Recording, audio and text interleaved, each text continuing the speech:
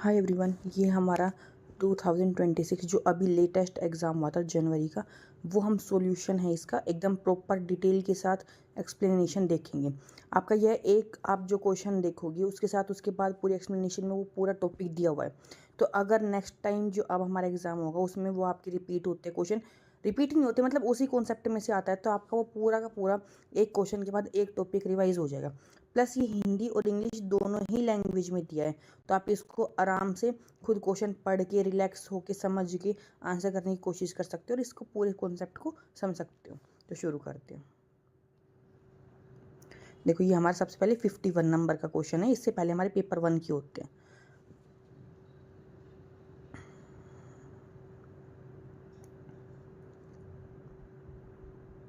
तो यहाँ पे देखो दे रखा है कि whistler produced continental scale map of cultural areas. तो एक बार इनको खुद पढ़ के और सोल्व करो कि क्या आंसर हो सकता है। क्रोबर favoured culture boundaries run between north west Asia and north west south America. Sorcerer का आइडिया है of cultural health was influenced by early work on plant. तो ये कौन सा आ जाएगा? डोमेस्टिकेशन इन मैक्सिको।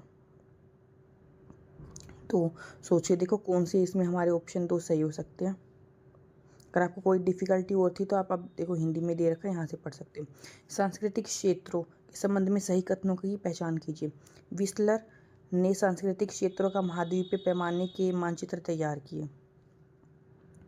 क्रोबर की पसंदीदा सांस्कृतिक सीमाएं उत्तर पश्चिमी एशिया और उत्तर पश्चिमी दक्षिण अमेरिका के बीच चलती थीं। डायनेसियस का सांस्कृतिक क्षेत्र डायनेमिक इंडेक्स मानचित्र स्थानीयताओं द्वारा तैयार किया गया था। सोसर का सांस्कृतिक पालन कल्चरल हर्थ का विचार मेक्सिको में पौधों के घरेलूकरण पर उनके शुरुआती काम से प्रभावित था।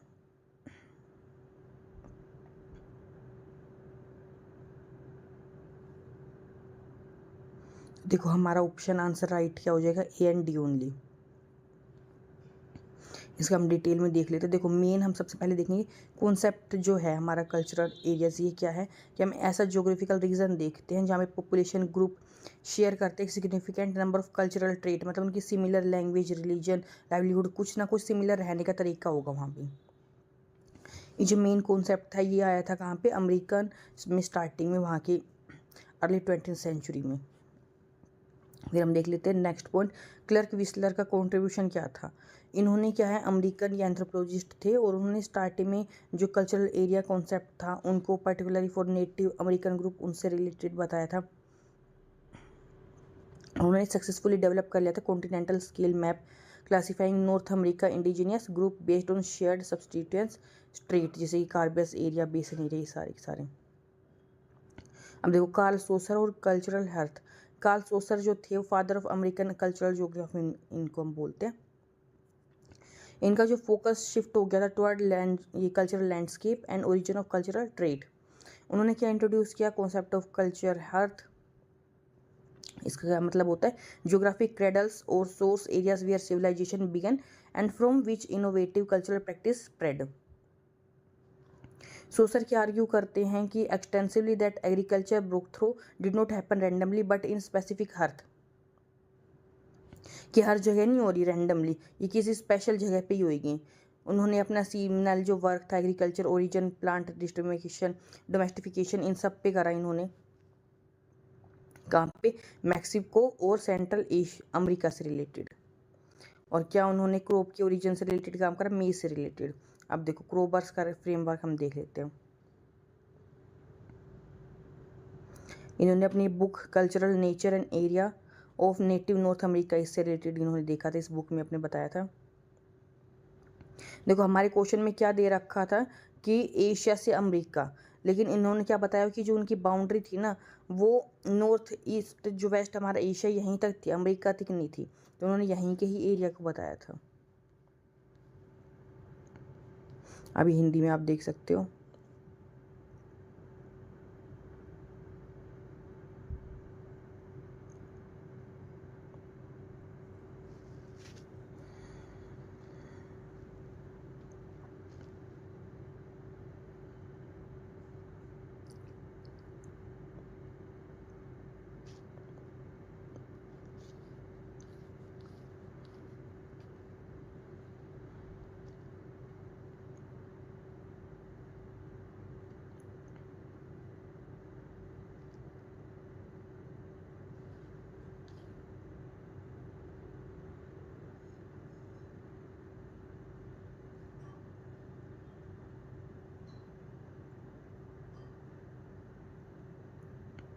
देखो ये क्या कहते हैं, जो कृषि की क्रांति है वो मतलब खुद ही रैंडम नहीं हो गई है।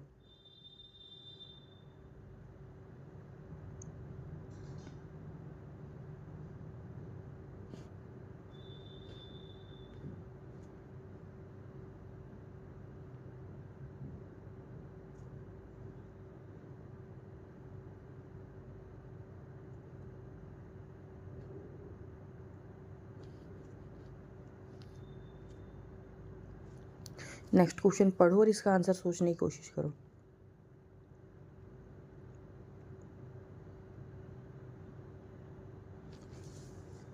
इन which of the following region the total fertility rate is highest as per UN world population data. तो ये बहुत ईजी, आप आराम से बता सकते हो कि कहाँ पे हो सकती है फर्टिलिटी रेट। तो आंसर क्या हो जाएगा, वेस्टर्न अफ्रीका में। तो आज के टाइम पे अफ्रीका में ही सबसे ज़्यादा आपको मिलेगी। देखो सबसे पहले हम देख लेते हैं टोटल फर्टिलिटी रेट होता है, ये कई बार मैच करने को आ जाते हैं सारे जो होते हैं। ये रिप्रेजेंट करता है average number of children a women would give birth to during her life time, कि एक अपने जीवन काल में औरत कितने बच्चों को जन्म दे रही है। एक जो TFR जो अच्छा माना जाता है वो 2.1 होता है, कि वो क्या करेगा, रिप्लेसमेंट लेवल पे काम करता रहेगा। अब देखो ग्लोबल डिस्ट्रीब्यूशन हम देख लेते हैं। जो सब सहारन अफ्रीकन है, स्पेशली वेस्टर्न और सेंट्रल अफ्रीका, यहाँ पे बहुत ज़्यादा TFR है। जैसे कंट्री हमारे नाइजर, माली, नाइजेरिया, यहाँ पे जो हमारी TFR की वैल्यू है 4.5 से 6 तक है। तो एक वुमेन के आपको 4 या 5 या 6 बच्चे देखने को मिलेंगे, क्योंकि वहाँ पे अब भी जल्दी मैरिज होती है, limited access to reproductive health care, सारी चीज़ें, लो फीमेल लिटरेसी, तो ये सारे सेम वहाँ पे रीज़न है इसके। अब देखो साउथ एशिया और सेंट्रल एशिया में यहाँ पे क्या है, डेमोग्राफिक ट्रांजिशन हो गया। मतलब पहले आप अपना इंडिया चाइना का ही देखो, पहले यहाँ पॉपुलेशन बहुत ज़्यादा थी, लेकिन अब धीरे धीरे ये चीज़ गिर गई है। हमारा अराउंड 2 के ही TFR पहुँच गया है। ईस्ट एशिया में यहाँ पे लोवेस्ट हो गया है बहुत ज़्यादा। ईस्ट में आप देखो, जापान देख लो, वहाँ पे एकदम साउथ कोरिया, ताइवान, इन सब में बहुत कम जो है TFR हो गया, 0.7 से 1.2, यानी कि एक ही बच्चा आपको ज़्यादातर देखने को मिलेगा सबके।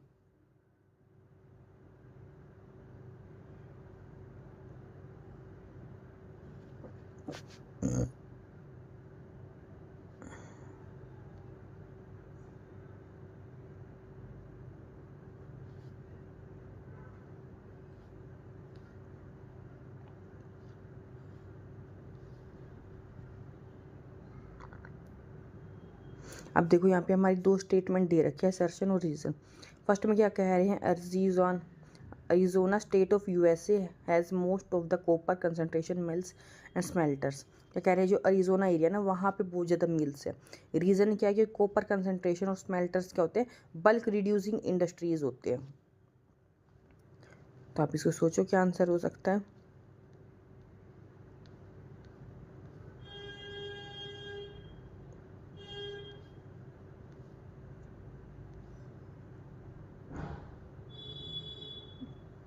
तो दोनों की दोनों बातें एकदम सही है और इसका रीज़न भी सही दे रखा है।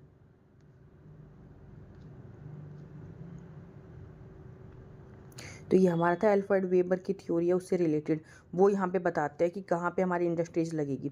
वेबर क्या बताते हैं, लीस्ट कॉस्ट थ्योरी बताती है कि हम अगर सामान ऐसा है बहुत भारी है तो हम वहीं पे ही लगाएंगे, क्योंकि देखो तांबा वगैरह बहुत हैवी तो वहीं पे ही लगे हुए थे। अगर हल्का सामान है तो हम कहाँ लगाएंगे, मार्केट के पास लगाएंगे। और यहाँ पे हम ये भी देख लेते हैं यूबिक्विटस, इसमें ये क्वेश्चन बनते हैं लोकलाइज्ड। यूबिक्विटस मतलब होता है जो हर जगह मिलेगा, जैसे कि पानी है।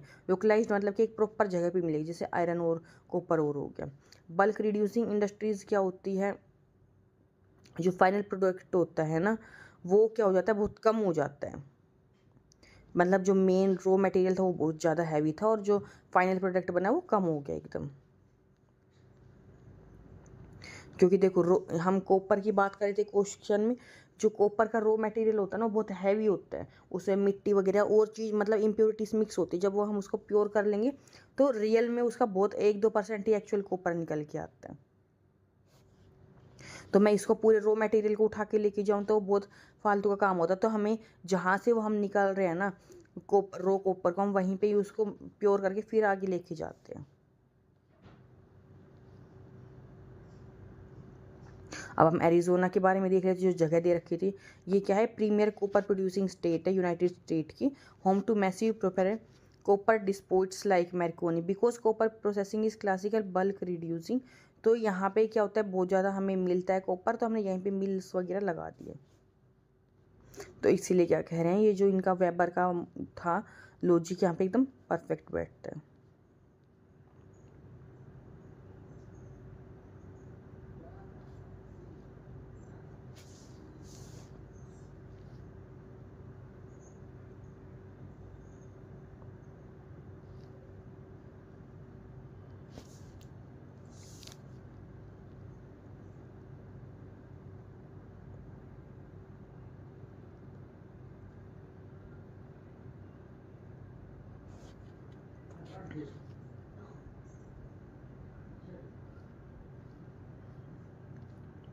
ये देखो नेक्स्ट,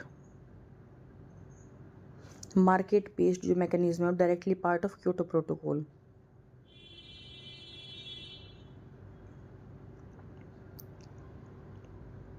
तो ये कौन से टारगेट से रिलेटेड, आप एक बार ऑप्शन ट्राई करो कौन सा हो सकता है।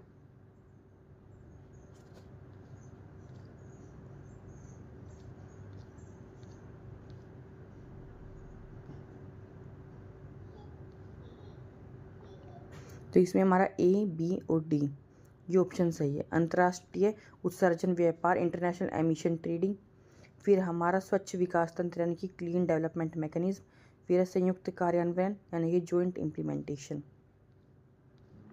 देखो हम इसके बारे में देख लेते हैं। क्योटो प्रोटोकॉल बैकग्राउंड, ये अडोप्ट हुआ था 1997 में, एंटर हुआ था फोर्स में 2005 में।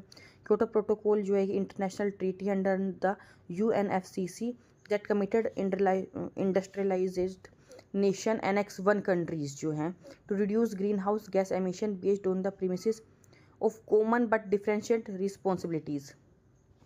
अब देखो फ्लेक्सिबल मार्केट बेस मैकेनिज्म क्या है इसका, ये हेल्प करता है जो डेवलप्ड कंट्रीज़ है ना, वो to meet their strict mission limited target, जो डेवलप्ड है वो अपना स्ट्रिक्टली फॉलो करेंगे।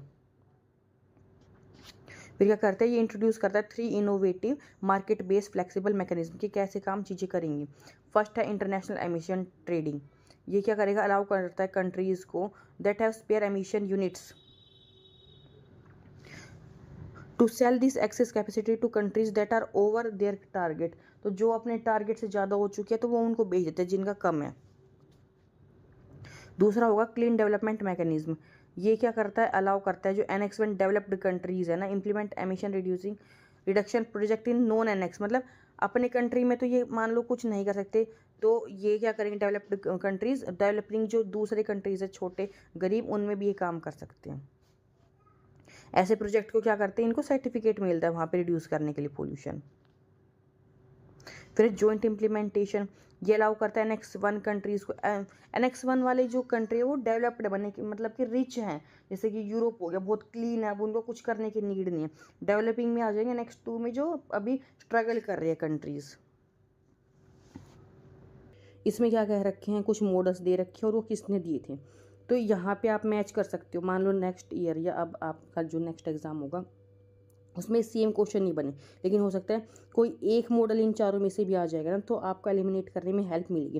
प्लस हम यहाँ पे चारों के बारे में डिटेल देख लेंगे, तो आपका जो टॉपिक है वो बहुत अच्छे से रिवाइज हो जाएगा। देखो फ्राइडमैन की कोर पेरिफेरी जो मॉडल है वो किसने दिया था, जॉन फ्राइडमैन ने। ये क्यूमुलेटिव कोजिशन जो मॉडल है वो गुनार मेड्रेल ने। फिर कोर पेरिफेरी मॉडल राउल प्रीब्रेश ने। फिर स्प्रेड एंड बैकवॉश इफेक्ट ये एल्बर्ट हर्शमैन ने। देखो ये जो हमारा रीजनल डेवलपमेंट ये मॉडल्स है ना, ये एक्सप्लेन करते हैं कि how economic growth is uneven, कि कैसे कहीं पे तो इकोनॉमिक ग्रोथ बहुत अच्छी हो रही है, कहीं पे कम हो रही है। और जो मेन वेल्थ होती है, मेन पैसा हमारा जो भी काम हो रहा है वो कोर एकदम सेंटर में होता है, और जो आसपास की जगह वहाँ पे कम डेवलप्ड हो जाता है। अब देखो जो जॉन फ्राइडमैन ने, इन्होंने कैसे 4 स्टेज बताई थी कि पहले प्री इंडस्ट्रियल होगा, फिर उसके बाद ये स्टेज भी ना अरेंज करने को आ जाती है कई बार, फिर इंडस्ट्रियलाइजेशन होगा, फिर ट्रांजिशनल, फिर नेशनल इंटीग्रेशन। मिडरल क्या बताते हैं, इन्होंने इंट्रोड्यूस किया था cumulative causation where initial advantage lead to a compounding cycle of growth in the core, starving the periphery by negative backwash effect. फिर हमारे आते हैं हर्षमैन, ये बताते हैं पैरेलल थे मिट्राल के, इन्होंने ये जो टर्म है पोलराइजेशन ये बताई थी, ये सिमिलर एकदम बैकवॉश की तरह और ट्रिकल डाउन है सिमिलर स्प्रेड की तरह।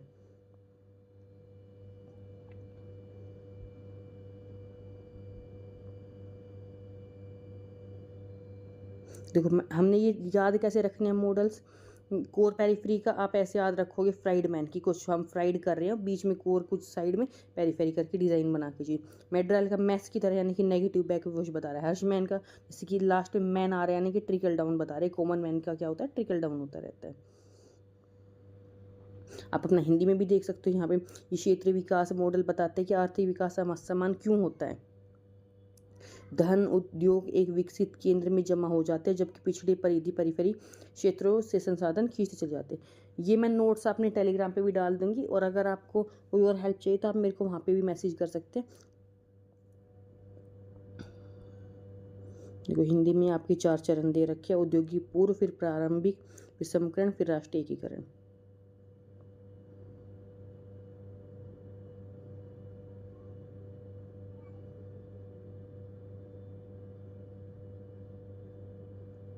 नेक्स्ट क्वेश्चन एक बार पढ़ के खुद ट्राई करने की कोशिश करो, फिर हम इसका सॉल्यूशन देखेंगे। क्या कह रहा है, ओशन में जो हाईएस्ट सैलिनिटी है वो फाउंड कहाँ मिलती है, latitudinal belt of 15 degree north से 16 डिग्री साउथ तक। तो स्टेटमेंट जो बी है हमारी क्या कह रही है, जो सोडियम क्लोराइड है NaCl ये जो है सबसे मेन होता है। फिर statement C, great salt lake है जो ऑस्ट्रेलिया की प्लेटू की, उसकी सैलिनिटी कितने 240 के आसपास में। फिर डी क्या कह रही है, जो बाल्टिक सी है सैलिनिटी उसकी much below the normal salinity of the ocean. इसके बी और डी सिर्फ सही है।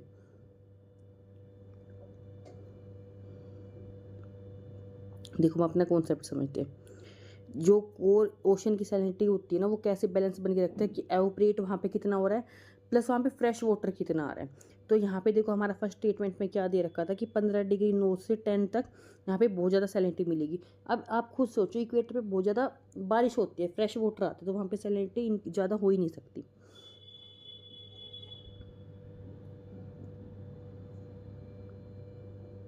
तो हमें हाईएस्ट कहाँ पे देखने को मिलेगी 20 से 30 तक, क्योंकि वहाँ पे रेनफॉल कम है और एवोपरेशन ज़्यादा है। सेकंड वाली स्टेटमेंट हमारी सही है, क्योंकि देखो ये जो उन्होंने नाम दे रखा था ना ग्रेट सोल्ट लेक का, ये में USA में ना कि ऑस्ट्रेलिया में। हमारी डी वाली स्टेटमेंट सही है।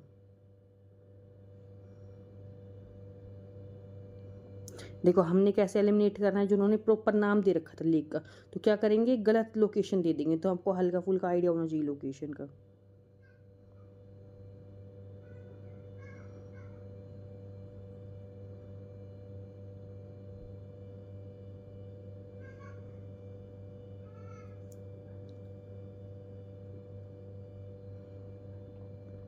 नेक्स्ट क्वेश्चन देखो, फर्स्ट वेव जो होती है सिस्मोग्राफ पे आते हुए एस वेव होती है।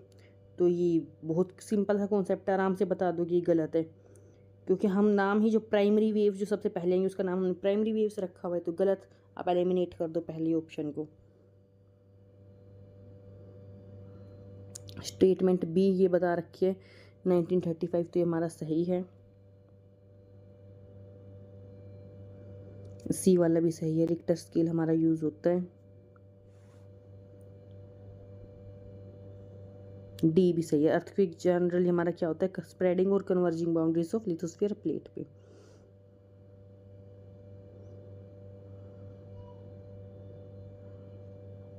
देखो आप यहाँ पे से भी अपनी देख सकते हो कि हमारी पहली स्टेटमेंट क्यों गलत है, क्योंकि पी वेव्स होती है वो सबसे पहले आती है,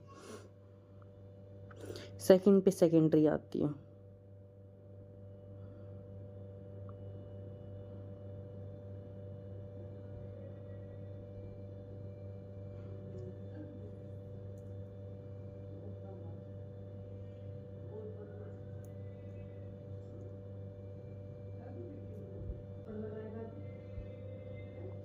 अभी नेक्स्ट क्वेश्चन देखो, according to the central place theory, इसमें से भी मतलब हर बार ऑलमोस्ट यूज क्वेश्चन बनते हैं।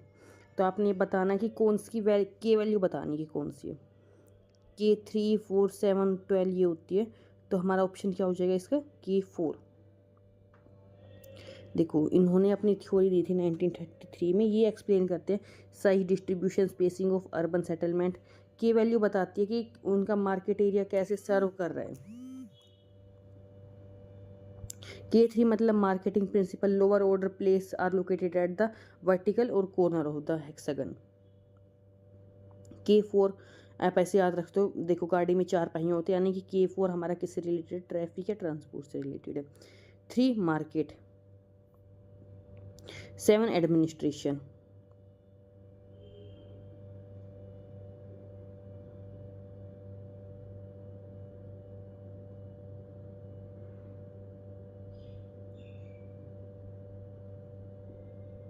देखो ई एज ऐसे याद रखना है, 3 कॉर्नर।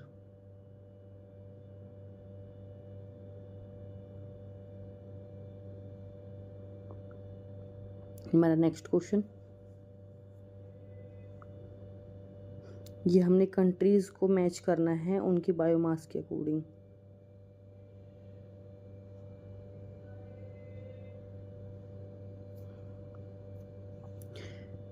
तो tropical rain forest Indonesia, temperate Hungary, boreal forest Russia, Mediterranean Morocco.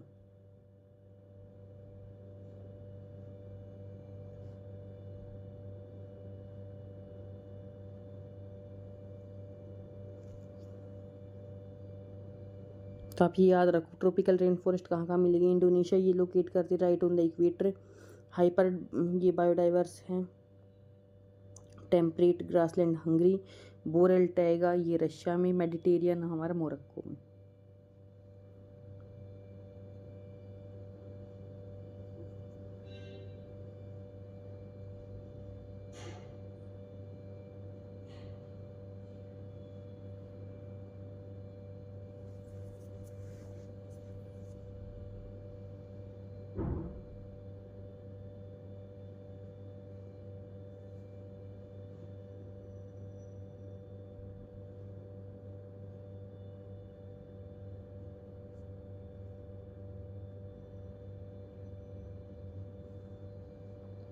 और ये हमारा नेक्स्ट टॉपिक है, ये क्वेश्चन पढ़ो, इसको भी ट्राई करने की कोशिश करो।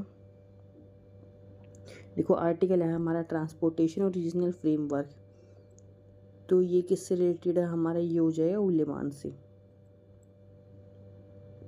देखो जो ट्रांसपोर्ट ज्योग्राफी और स्पेशल इंटरेक्शन मॉडल्स है ना, उसमें एडवर्ड उलेमान जो है मेन हम मानते हैं।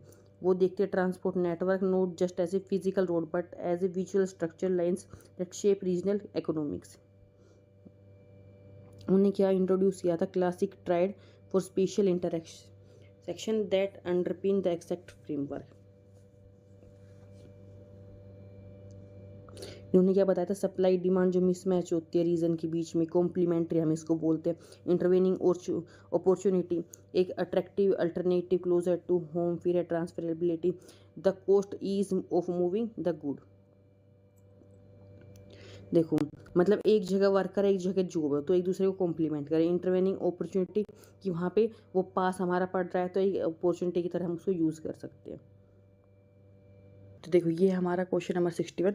पहले सारे क्वेश्चन आप खुद पढ़ के एक बार ट्राई करो सोल्व करने की कि क्या इसका आंसर हो सकता है। तो देखो एक तो चीज़ हमने क्या ध्यान रखनी है कि इसमें हमें इनकरेक्ट स्टेटमेंट पूछी हुई है क्लाउड्स और फ्रंट से रिलेटेड। हम क्या करते हैं, करेक्ट देख देंगे, ये जो छोटे छोटे स्टेटमेंट है ना इन पे ध्यान देना, करेक्ट पूछा है इनकरेक्ट पूछा है, क्या चीज़ कह रहे हैं। फर्स्ट में क्या कह रहे हैं, जो हाई क्लाउड्स है ना वो एब्जॉर्व करते हैं more solar radiation warming the planet. Statement B में क्या कह रहे हैं, in an occluded front a cold front overtake a warm front.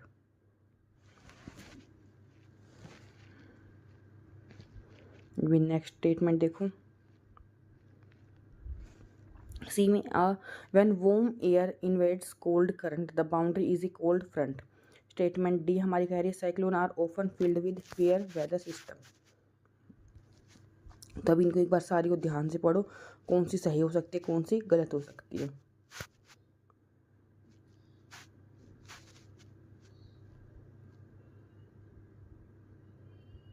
देखो हो सकता है जब नेक्स्ट हमारा एग्ज़ाम होगा ये सारी की सारी स्टेटमेंट नहीं आए, लेकिन इसी टॉपिक से हो सकता है एक आपकी अगर स्टेटमेंट भी आ गई ना, तो आपको और जो स्टेटमेंट है उनको एलिमिनेट करने में हेल्प मिलेगी।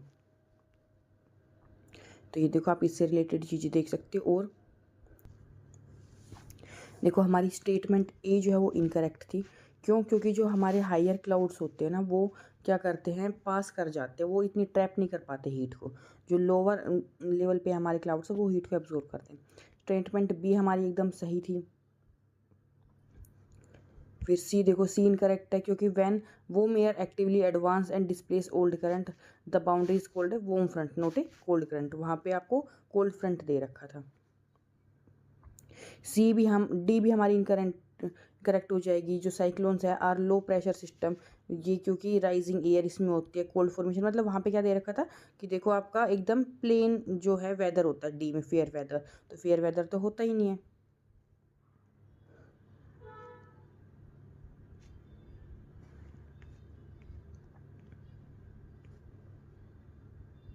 अभी आपके हिंदी में भी दे रखा है।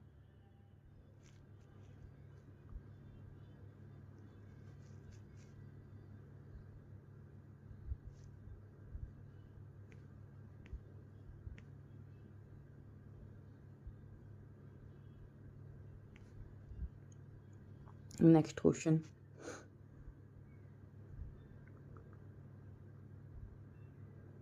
ये कार्लसबर्ग रीज ये कहाँ पे है? हमारे इंडियन ओशन में।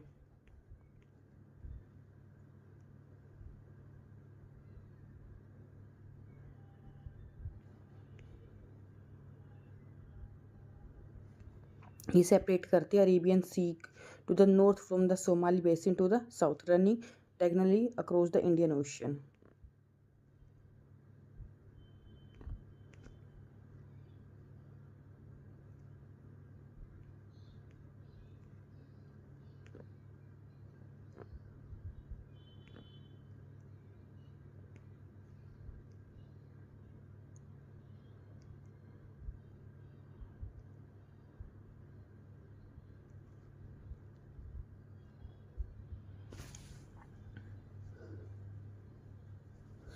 तो ये इसका आंसर देखो,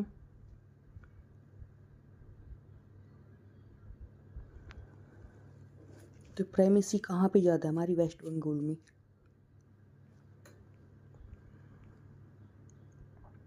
देखो जो सेटलमेंट ज्योग्राफी में मार्क जेफरसन लोग क्या बताते हैं प्रेमेट सिटी के बारे में, 1939 में इन्होंने दिया था। क्या कहते हैं प्रेमेट सिटी क्या है? इज ए कंट्री और region leading city that is disproportionality larger than any other city in the urban hierarchy. मतलब और सबसे वो बहुत बड़ा होगा, लगभग डबल साइज का। अब हम अपना देख लेते जो सारे ऑप्शन दे रखे थे। उत्तर प्रदेश का दे रखा है, इसमें क्या है सारा बैलेंस है। ऐसा कोई एक सिटी नहीं है जो और सबसे बहुत ज़्यादा डबल है, क्योंकि लखनऊ, कानपुर, गाजियाबाद ये सब बड़े शहर हैं। मध्य प्रदेश में भी ये सारे बड़े शहर हैं, इंदौर, भोपाल, जबलपुर, ग्वालियर। राजस्थान में भी सारे के सारे बहुत हैं। लेकिन सिर्फ वेस्ट बंगाल में क्या है, सिर्फ एक ही कोलकाता जो है वो बहुत बड़ा है, और सारे इतने बड़े है ही नहीं।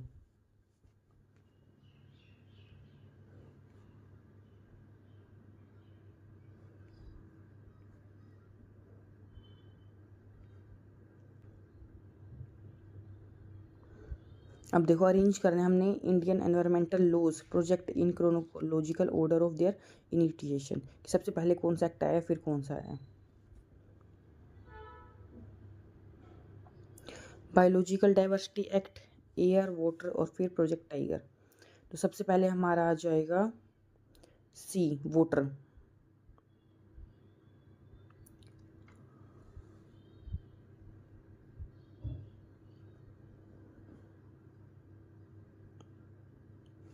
फिर डी, प्रोजेक्ट टाइगर। फिर बी हमारा the air prevention and control of pollution. फिर हमारा आ जाता है ए, बायोलॉजिकल डाइवर्सिटी एक्ट।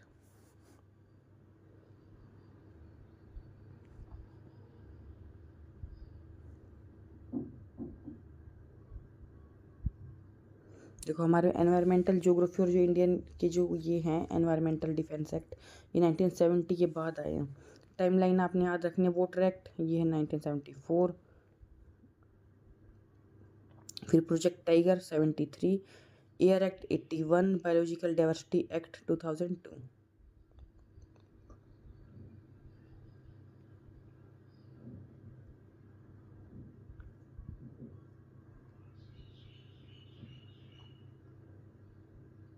देखो ट्रिक आपने क्या रखनी है, टाइगर ड्रिंक वाटर तो पहले आया प्रोजेक्ट टाइगर 73 में, फिर उसके लिए पानी लेके आए 74 में, मतलब 1 साल बाद ही।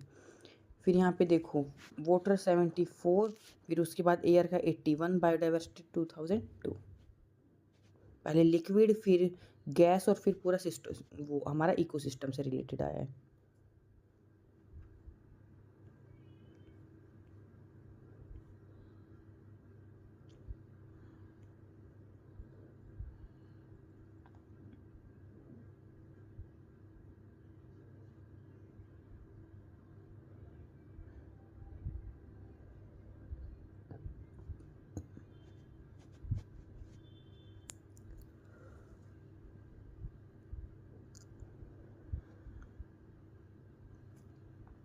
देखो ये सेंट्रल जो प्लेस थ्योरी, इसके रिलेटेड हमारे 2 स्टेटमेंट ही रखे। इस थ्योरी से भी मतलब हर बार ऑलमोस्ट यूँ समझ लो क्वेश्चन बनता है, स्टार मार्क है हमारी। तो इसमें कौन सा हमारा सही हो सकता है?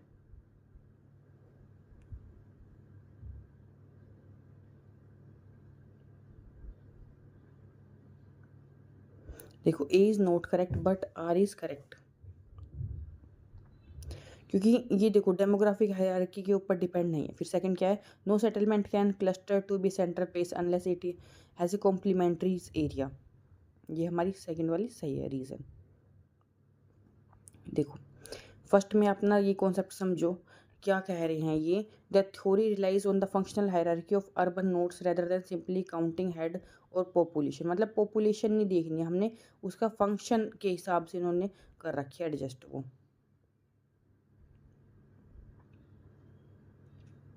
क्योंकि इन्होंने डिपेंड बेस करा था रेंज और थ्रेश होल्ड के ऊपर, ना कि उसकी डेमोग्राफी यानी पॉपुलेशन बेस करा था।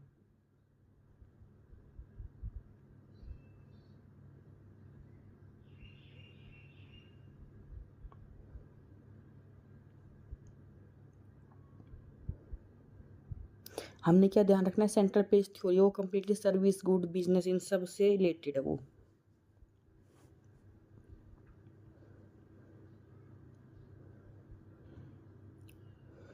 अरेंज करने हमने types of map from smaller to larger scale. ये भी हमेशा मतलब बहुत मोस्टली टाइम ये क्वेश्चन बनता है।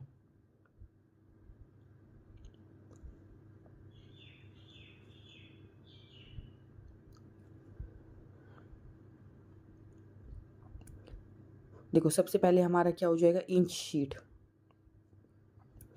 फिर ये हमने करना स्मॉल से बड़ा, पहले छोटा हमारा इंच शीट है, फिर क्वाड्रेंट है, फिर डिग्री है, और फिर हमारा सबसे बड़ा मिलियन शीट है।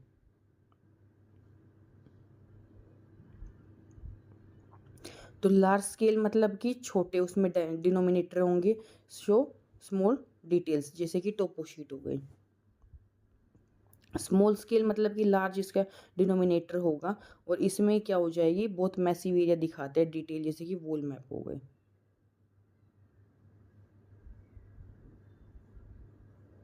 देखो मिलियन शीट हमारी क्या करती है, बहुत बड़ा एरिया कवर करती है, स्मॉलेस्ट स्केल है। फिर डिग्री शीट ये पूरा कवर करेगी एरिया 1 × 1 डिग्री का। फिर क्वाड्रेंट फिर है इंच शीट, इसमें एकदम डिटेल्ड मैप होते हैं।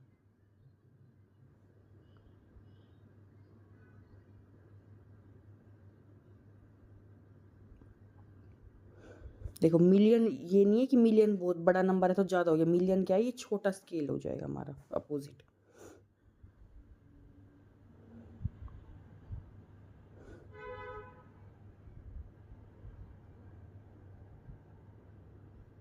देखो मिलियन शीट में क्या है, आपको जूम आउट करके दिखा रहे स्मॉल स्केल पे।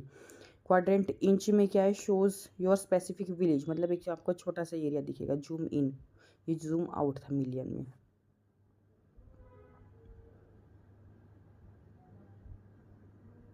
मिलियन में ऐसे याद रखो कि मिलियन में 1 मिलियन लोगों की एरिया आप देख रहे हो, पूरा उसको पूरा स्टेट देखोगे जूम आउट करके, इसको हम स्मॉल स्केल बोलेंगे। क्वाड्रेंट और इंच शीट यानी कि आप थोड़े से बहुत कम इंच की जगह देख पा रहे हो, यानी कि जैसे कि एक विलेज हो गया।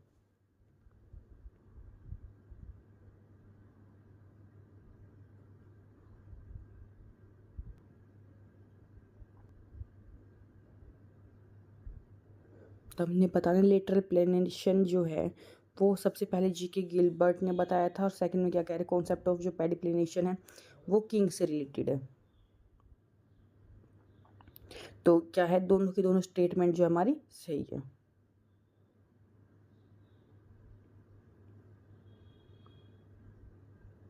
ये हमारी थ्योरी से landscape evolution and river dynamics से related. Landscape are sculpted over time through specific erosional process defined by distinct geomorphologist. देखो फर्स्ट स्टेटमेंट में क्या ये सही बता रहे हैं, जो 1877 में इन्होंने कॉन्सेप्ट दिया था lateral plantation in the study of Henry mountains.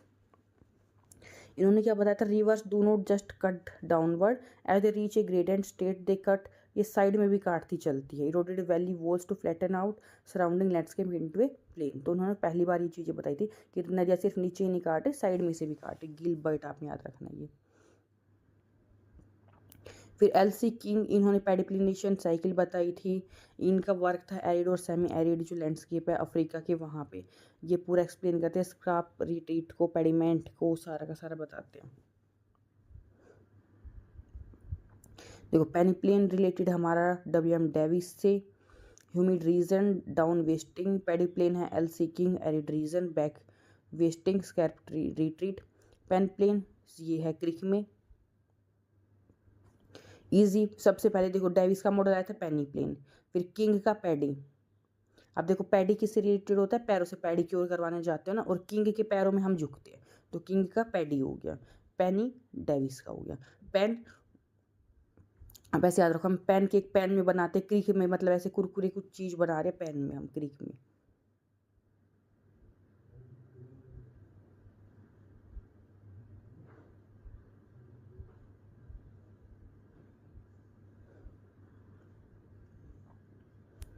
Which of one of the following method is used to show the distribution of population density on maps? तो हम किसे शो करेंगे,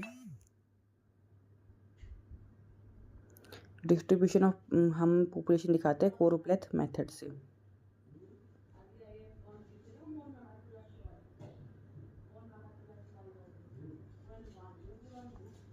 देखो कोरोप्लेथ मेथड में क्या होता है, शेडिंग या टिंटिंग हम करते हैं, शेड को, कलर्स को, पैटर्न को दिखाएंगे कि जैसे डिस्ट्रिक्ट और स्टेट में अलग अलग कैसे है। पॉपुलेशन डेंसिटी को हम कैसे दिखा सकते हैं, कम ज़्यादा शेड्स करके, कलर करके। डॉट मेथड को हम दिखाते हैं कि एक जो पॉपुलेशन है वो कितने के बराबर है, एक डॉट हम 10,000 लोगों को दिखा रहे हैं।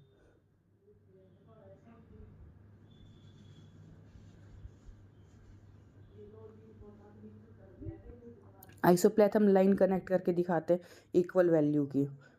क्रोमैटिक ये कलर से रिलेटेड होती है। देखो हमने मिक्स नहीं करना पॉपुलेशन डिस्ट्रीब्यूशन और पॉपुलेशन डेंसिटी को।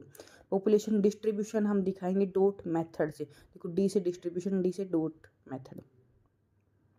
पॉपुलेशन डेंसिटी हम दिखाते हैं क्लोरोपैट मेथड से। हम पॉपुलेशन देख के ही और फिर आगे सोल्व करते हैं, अच्छा पॉपुलेशन इससे दिखाती है, ये नहीं ध्यान रहता। पॉपुलेशन में दो चीज़ें हो सकती है, एक तो डिस्ट्रीब्यूशन, एक हमारा डेंसिटी।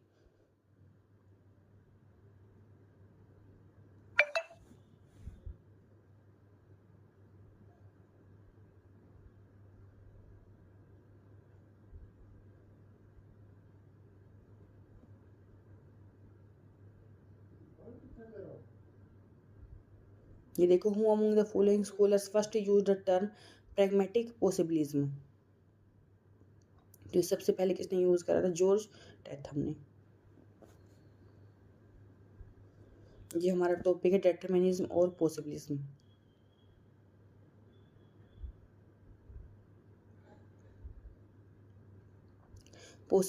ये जो पॉसिबिलिज्म है ये कोइंड करा था ल्यूशियन फैब्रे ने, और इसकी चैंपियन बाय वेडाल डे ले ब्लाचे।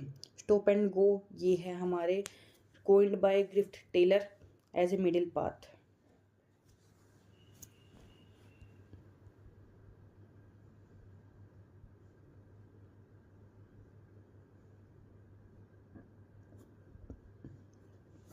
प्रोबेबिलिज्म ये थे OH के सेपेटिनी ने दिया था। क्या कहते हैं, environment doesn't strictly determine but make some human choice more probably than others. Pragmatic में क्या हो जाता है, ये दीदी जो स्टेप थे हमने ये करते हैं। He argued that while the environment present choice human action is guided by practical realistic and pragmatic, मतलब रियल लाइफ में चल रहे हैं, ये इन्फिनाइट फ्रीडम नहीं मिली हुई आपको।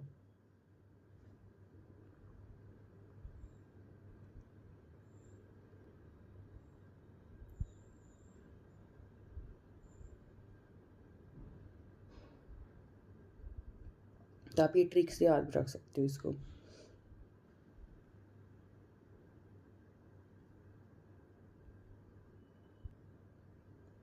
देखो, which of the following process is not a type of chemical weathering. इसका है 3। ये केमिकल वेदरिंग नहीं एक्सप्लोर, ये है फिजिकल हो जाता है, एक्सफोलिएट मतलब चीज हो रही है, ऊपर की परत उतर रही है।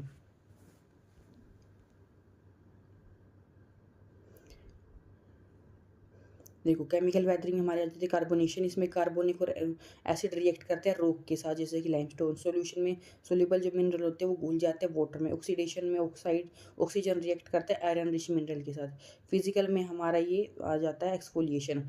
इसमें क्या होती है, रॉक जो है ब्रेक डाउन हो जाती है, इसमें कोई केमिकली चीज़ें नहीं हो रही, बाहर की जो परत है वो टूट जाएगी। इसका मीनिंग होता है जैसे कि आप ओनियन का पील करते हो ना, जैसे छिलका उतारते हो, उस तरह से चीज़ होती है। एक इक्वेशन दी हुई है हमें,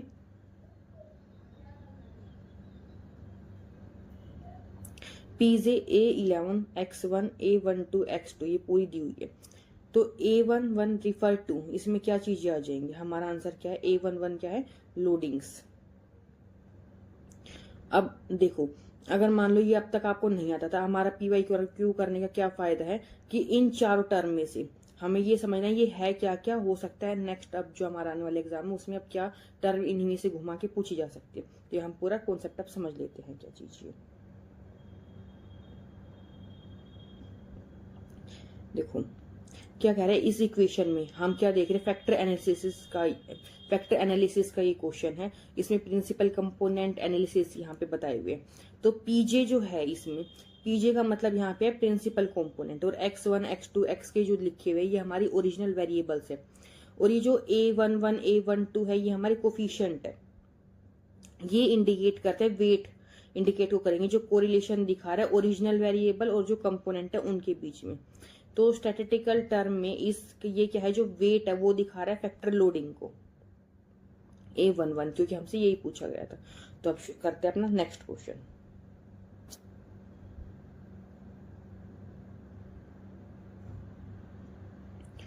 सेवेंटी टू देखो, arrange the following lithosphere plate from south to north on the map. ये डायरेक्ट आपका मैप से क्वेश्चन पूछा हुआ है, आपने इसमें बस मैप को ओपन कर लेना है, अपना ऑब्जर्व कर लेना है कि कहाँ पे कौन सी प्लेट है, तो इनको अरेंज करने की कोशिश करो। और अगर आपको ये नहीं आता है तो अभी फटाफट गूगल जाओ और ये जो इमेज है इसको सर्च करो और देखो कहाँ पे कौन सी प्लेट है, और इनको याद कर लो। जो ज्यादातर ये नहीं है सारी याद करनी, जो बार बार ज्यादा चांस है कि इनमें से हर बार आती ही है और ये ही घुमा फिरा के आती है, तो ये आपको बस याद होनी चाहिए। तो सबसे पहले हमें लगानी है साउथ टू नॉर्थ, यानी कि ये हमारा साउथ है, हमने ऊपर जाना नीचे से। तो सबसे पहले हमारी आ जाएगी स्कोटिया, फिर उसके बाद है हमारी नाजका, फिर हमारी आ जाती है कोकोवास, फिर है जुआन डे फूका प्लेट।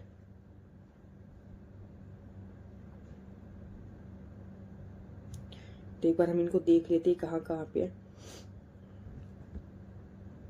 जो स्कोटिया प्लेट है ये है एक्सट्रीम साउथ अटलांटिक ओशन में near Antarctica, approx 55 degree south में। नाजका प्लेट है ये साउथ पैसिफिक ओशन, ये है साउथ अमेरिका के पास में। फिर कोकोआस ये पैसिफिक में है, सेंट्रल अमेरिका के ऑफ कोस्ट। फिर जोंटो की फूका प्लेट ये है हमारी लोकेटेड नॉर्थ पैसिफिक ओशन में, वेस्टर्न यूएस और कनाडा के पास में।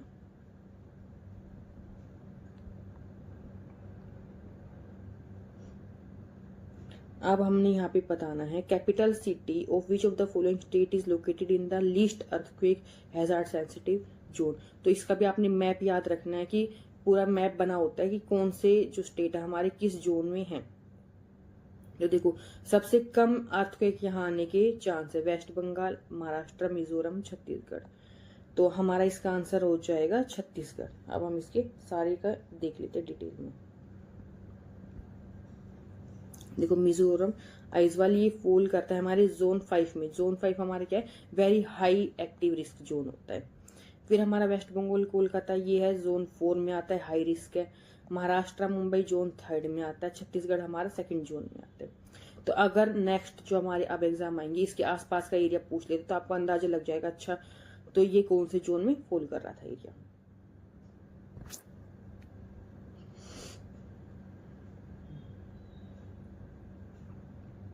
अभी देखो असर्शन और रीजन, ये क्या कह रहे हैं, India is in the late expanding stage of demographic transition. Reason क्या कह रहे हैं, जो एम्पावर्ड एक्शन ग्रुप है EAG, ये जो है लोएस्ट टोटल फर्टिलिटी रेट है सारे के सारे स्टेट में। तो हमारी जो फर्स्ट वाला है ये तो सही है लेट एक्सपेंडिंग स्टेज में, लेकिन जो सेकंड वाला है ना रीजन, ये हमारा गलत है। अब बहुत से बच्चों को ये नहीं पता होगा ये है क्या EAG, तो हमें अब ये PYQ करने से पता चल जाएगा ये EAG है क्या और ये क्यों पूछा हुआ है, क्या चीज है इसमें। देखो ये स्टेज तो आप सबने अब तक कर ही रखी होगी, डेमोग्राफिक ट्रांजिशन मॉडल। इसमें क्या होता है, सबसे पहले होता है कि आपकी डेथ रेट भी बहुत ज्यादा है और बर्थ रेट भी बहुत ज्यादा है, तो हमारा ग्राफ एकदम नीचे होता है, मतलब कम पॉपुलेशन की, मर भी रोग ज्यादा रहे और पैदा भी ज्यादा हो रहे हैं। फिर हमारी क्या होती है कि हमारी एडवांसमेंट आती है, मेडिकल हम बना लेते हैं, तो लोग पॉपुलेशन तो इंक्रीज करे लेकिन डेथ रेट कम होगी क्योंकि हमने मेडिसिन वगैरह डिस्कवर कर लिए। फिर उसके थोड़े और एडवांस जाते कि लोग थोड़े समझदार हो गए, अब धीरे धीरे पॉपुलेशन कम होने लग गई है। और फिर लास्ट में होती है कि एकदम ही पॉपुलेशन ग्रोथ नेगेटिव में चली गई। तो हमारा इंडिया कहाँ पे है, स्टेज 3 में चल रहा है अभी। रीजन देखो, एम्पावर्ड एक्शन ग्रुप, ये हमारे कहा क्या है state, Bihar UP MP Rajasthan. तो बिहार यूपी में तो पॉपुलेशन हमारी बहुत ज्यादा है, तो ये क्या है, ये अपोजिट हमें दिया रखा है। तो यहाँ पे हाईएस्ट टोटल फर्टिलिटी रेट है ना कि लोएस्ट है, उल्टा हमें करके दे रखा था। ये देखो हमसे पूछ रखा है, एक आइसोलेटेड हिल है जो फेल्सिक बैथोलिथ से बनेगी और ये revealed bye erosion of weaker surrounding rock is cold. तो ये क्या होता है, एक आइसोलेटेड हिल, हम ये बहुत बार थ्योरी में करते हैं, हम इसको क्या बोलते हैं, मोनेडनोक, ठीक है। और हम इसको इंसलबर्ग भी बोल सकते हैं कि आइसोलेटेड एक बची हुई हिल होती है जो पूरी आसपास का एरिया उसका खत्म हो चुका है, सॉफ्ट, इसके सराउंडिंग सेडिमेंट्री रॉक जो है इरोड हो चुके हैं कंप्लीटली।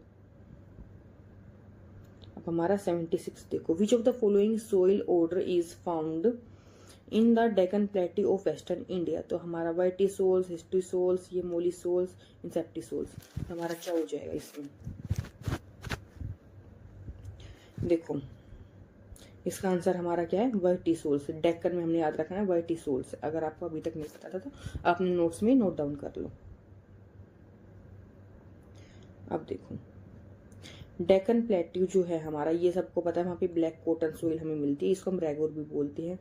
USDA सोइल क्लासिफिकेशन के अकॉर्डिंग ये जो डार्क क्ले सोइल है, इसको हम ये वर्टिकली क्रैक इसमें क्रिएट हो जाती है, इसलिए हम इसको वर्टिसोल्स बोल देते हैं।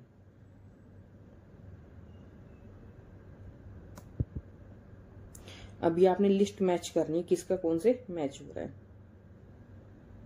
देखो ecological niche, ecosystem, evolution of species through the process of mutation, vegetation succession.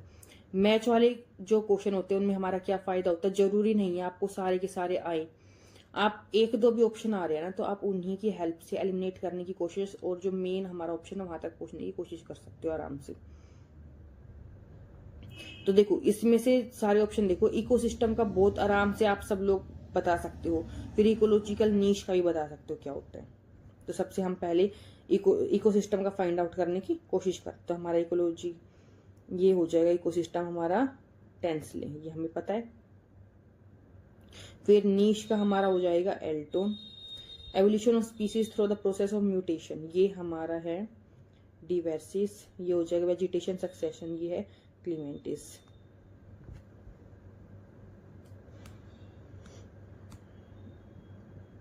देखो ecological niche developed functionally by Charles Elton ने, फिर इकोसिस्टम ये है टेंसली ने 35 में, mutation theory Hugo de Vries, फिर ये वेजिटेशन सक्सेशन ये फेडरिक क्लीमेंटिस ने।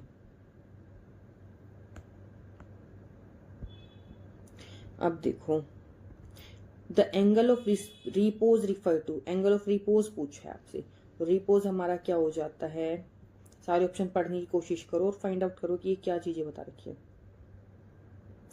देखो थर्ड वाला ऑप्शन देखना, इसमें क्या तरीका, ऑल नेचुरल सर्फेस, क्या ऑल को हम बोल देंगे, ऑल तो हो नहीं सकती, कोई ना कोई एक चीज तो स्पेशल होगी ना।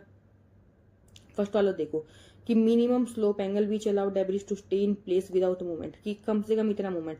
आप देखो ऐसे स्लोप थे आपके ऊपर, यहाँ पे पत्थर रखा हुआ था, अगर मैंने थोड़ा खड़ा कर दिया तो पत्थर नीचे फिसल के आ जाएगा, लेकिन आपने मिनिमम इतना एंगल कर रखा है कि ये पत्थर यहीं पे ही है, उसको हम बोल देंगे रिपोज।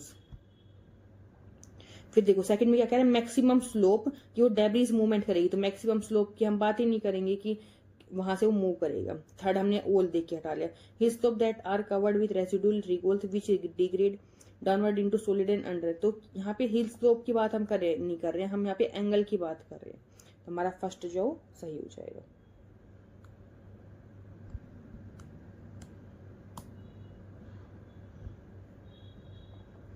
टोक्यो योकोवाशाई योकोमोशा industrial region is located in which of the following region of Japan, तो ये हमारा आता है क्वाटो प्लेन में, प्लेन एरिया में आएगा और क्वाटो में।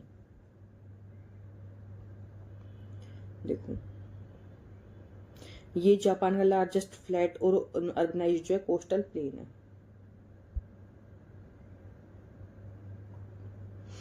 फिर क्या कह रहे हैं, arrange the following relief feature of Atlantic ocean from south to north, तो एक तो आपने डायरेक्शन क्लियर होनी चाहिए एटलीस्ट अब तक, तो साउथ टू नॉर्थ हमने चीजें लगानी है।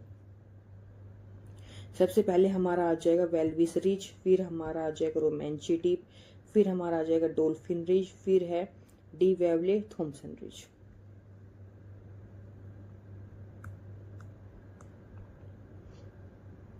देखो वेल्विस रिज हमारा कहाँ पे है, located in the south Atlantic basin near south western Africa. फिर रोमांची है ये हमारा right near the equatorial Atlantic zone 0 degree के पास में। डोल्फिन यह mid Atlantic ridge system broad northern half है ये। वेवले ये है अप्रोक्स 60 डिग्री पे। 81 which of the following bands of Landsat satellite when used in combination will show the vegetation limit quite closely, तो इसमें क्या आ जाएगा, हमें ये बताना है वेजिटेशन के लिए हम कौन से सैटेलाइट का जो बैंड है वो फाइंड आउट करेंगे, तो इसका आंसर हो जाएगा 3, 4। अब हमें ये समझने की नीड है कि 3 नंबर का बैंड होता है उस वो क्या होता है, और 4 नंबर का होता है उसमें क्या स्पेशल चीजें होती है। देखो रिमोट सेंसिंग में क्या होता है, अलग अलग वेवलेंथ अलग अलग बैंड में होती है, तो हम ये देखेंगे जो हमारी हेल्थी वेजिटेशन ट्रीज प्लांट है वो क्या करेंगे, एब्जॉर्व करते हैं विजिबल रेड लाइट, अगर मैंने उसके ऊपर रेड लाइट छोड़ दिया तो उसको एब्जॉर्व कर लेंगे। और रिफ्लेक्ट किसको सबसे ज्यादा करते हैं, नियर इंफ्रारेड NIR को, तो मैं ये 2 बैंड ही ज्यादा छोड़ूंगी ना, मेरे को पता लग जाएगा इस वाली को तो ये एब्जॉर्व कर रहा है और इसको रिफ्लेक्ट कर रहा है, तो इसीलिए हम इसका जो कॉम्बिनेशन है बैंड 4 और बैंड 3 का हम इसमें यूज करते हैं। Arrange the following biological unit in lower to higher biotic order, बहुत ईजी है। सबसे पहले सेल सबको पता है, बी ऑप्शन हमारा यहाँ पे आ जाएगा, मतलब बी ऑप्शन पहले आना है, तो हम एलिमिनेट कर देते हैं। अब हमारा आएगा सेल टिश्यूज, फिर उसके बाद हमारी आती है पॉपुलेशन और लास्ट में हमारी कम्युनिटीज।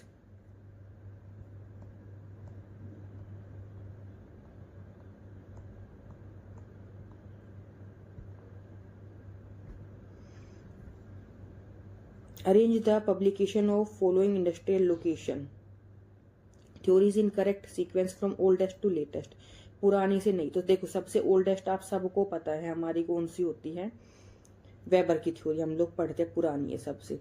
फिर उसके बाद हमारी आती है लोश की बी, फिर हमारी आती है स्मिथ की, और फिर हमारी आती है प्राड की।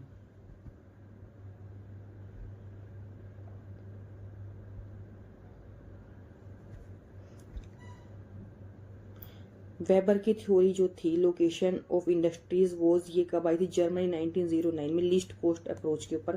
फिर आई थी अगस्त लोश की थ्योरी, ये थी economics of location was published in 1940, market area profit maximisation approach के बारे में हम इसमें बात करते हैं। फिर हम देखते हैं डीएम स्मिथ की, ये introduce he special margin profitability concept in 1966 early 70s में। फिर एलन प्रेड की ये आई थी बिहेवियर जो मैट्रिक्स मॉडल है वो ये देते 1967 में।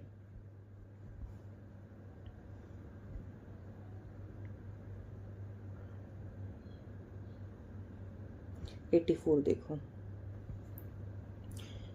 यहाँ पे पूछ रहे volcanic eruption and earthquake are quite frequent in Hawaiian island. Reason क्या दे रहे हैं, Hawaiian island are located in circum Pacific ring of fire. तो इसका ऑप्शन क्या हो जाएगा, ए तो सही है लेकिन जो ये लोकेशन दे रखी है वो हमारी गलत दे रखी है। देखो इसमें वोल्केनिक एक्टिविटी तो होती है लेकिन ये not located in circum Pacific ring of fire, ये है middle of the Pacific plate में ये आते हैं।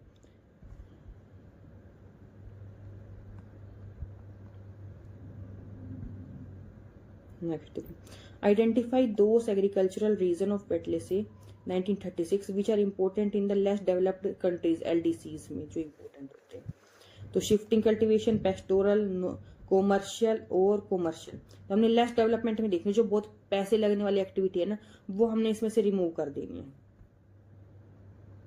तो हमारे पास क्या ऑप्शन बचेगा, देखो जो कॉमर्शियल लाइफ स्टॉक रेंचिंग है ना ये बहुत पैसे वाली चीज होती है, तो हम डी को एलिमिनेट कर देंगे ऑप्शन में से। तो हमारा ऑप्शन 3 बच जाएगा, option A B C. Shifting भी है, पेस्टोरल भी है और ये कॉमर्शियल प्लांटेशन भी है।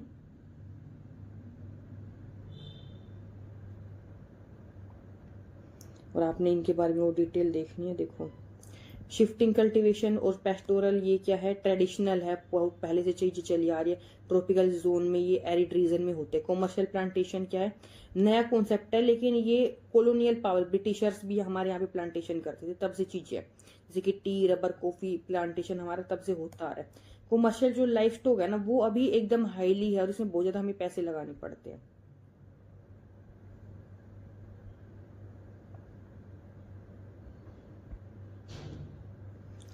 Jains registered least growth rate of population in India 2001 to 11। Reason क्या कह रहा है, conversion into other religious faith is very common in Jains in India. तो क्या ये सही बात बोल रहे हैं कि उनकी पॉपुलेशन कम हो गई, और मेन रीजन क्या दे रहे हैं क्योंकि वो दूसरे रिलीजन में कन्वर्ट हो गए। तो ए तो सही है लेकिन सेकंड बात गलत है, ऐसा नहीं हमने सुनने को मिलता कि जैन दूसरे रिलीजन में जा रही है।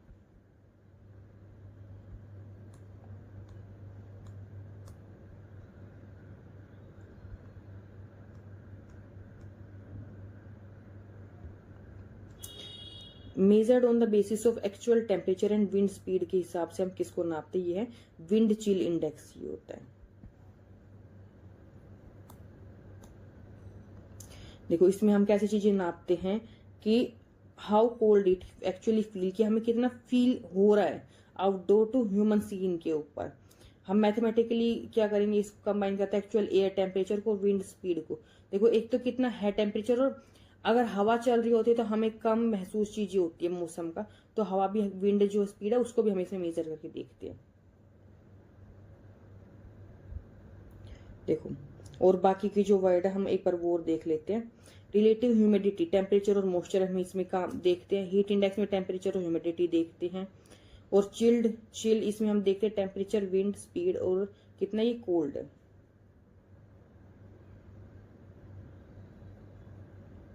देखो फिर से हमारा मैच करने वाला आ गया। इसमें से भी आपको जो चीज आती है ना पहले सिर्फ 1, 2 या 3 को मैच करने की कोशिश करो और उससे हमारा पूरा ऑप्शन इसमें बन जाता है। देखो हेकिस्टो थर्म्स हमारे ए, ये हो जाएगा हमारा पोलर क्लाइमेट का हैकिस, ऐसा तो एकदम ठंडा चिल्ड। मैसो हमारा हो जाएगा वोम, गर्म है ये, एम का उल्टा ये डब्ल्यू कर दिया हमने। मेगा, देखो नाम से आपको समझ आए मेगा क्या चीज हो जाएगी हमारी, ट्रॉपिकल। ट्रॉपिकल यानी कि एकदम मेगा सबसे बड़ी चीज है ट्रॉपिकल पे, फिर उससे थोड़ी मीजो थोड़ी बीच की गई, वोम हो गया हमारा। माइक्रो हमारा क्या हो जाएगा, कोल्ड, छोटे लेवल पे। और हैकिस एकदम चिल्ड।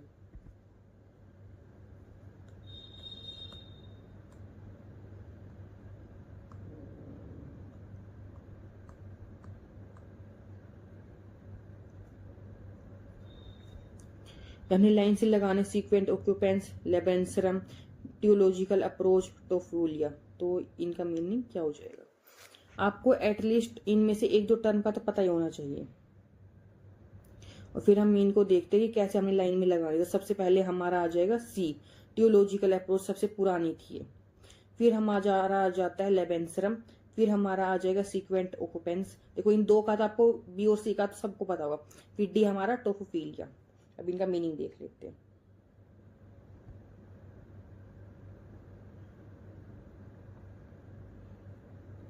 देखो टेलियोलॉजिकल अप्रोच जो है कार्ल रिटर ने दी थी, ये पॉपुलेशन से रिलेटेड, ये 19th सेंचुरी में। ये बिलीव क्या था कि एवरीथिंग इन नेचर वो design by divine creator with, मतलब भगवान ने सब कुछ करा है। टेलियोलॉजिकल अप्रोच में ये मानते थे। लेवेंसरम ये थी, रेटजेल ने दी थे इन लेट 19th में। ये क्या कहते थे, पॉलिटिकल ज्योग्राफी से रिलेट करते थे कि जो लिविंग चीजें है ना, वो लिविंग, हमारा नेचर या जो भी चीज है वो लिविंग तरह स्टेट ग्रो कर रहा है, लिविंग ऑर्गेनिज्म की तरह।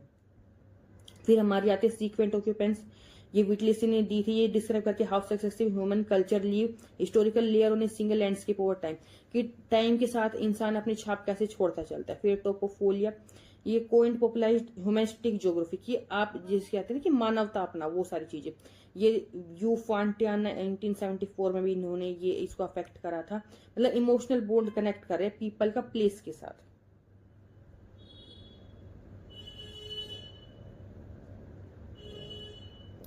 फिर से ये मैच करना है। देखो आपने यहाँ पे लिस्ट 1 और लिस्ट 2 को, इन्फेंट मोर्टेलिटी रेट कितनी है, तो इसमें आप अंदाजा लगाओगे कि सबसे पिछड़ा हुआ एरिया कहाँ है जहां पे सबसे ज्यादा हो सकती है, कौन सा डेवलप्ड एरिया जहां कम हो सकती है।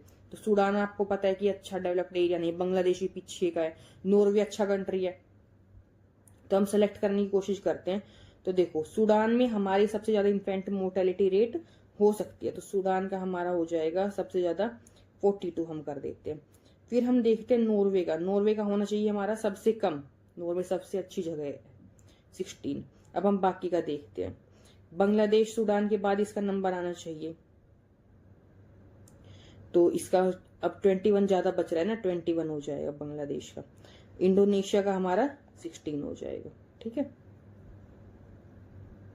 अरेंज करनी हमने lowest to highest albedo rate, fresh snow, old, sand, green forest.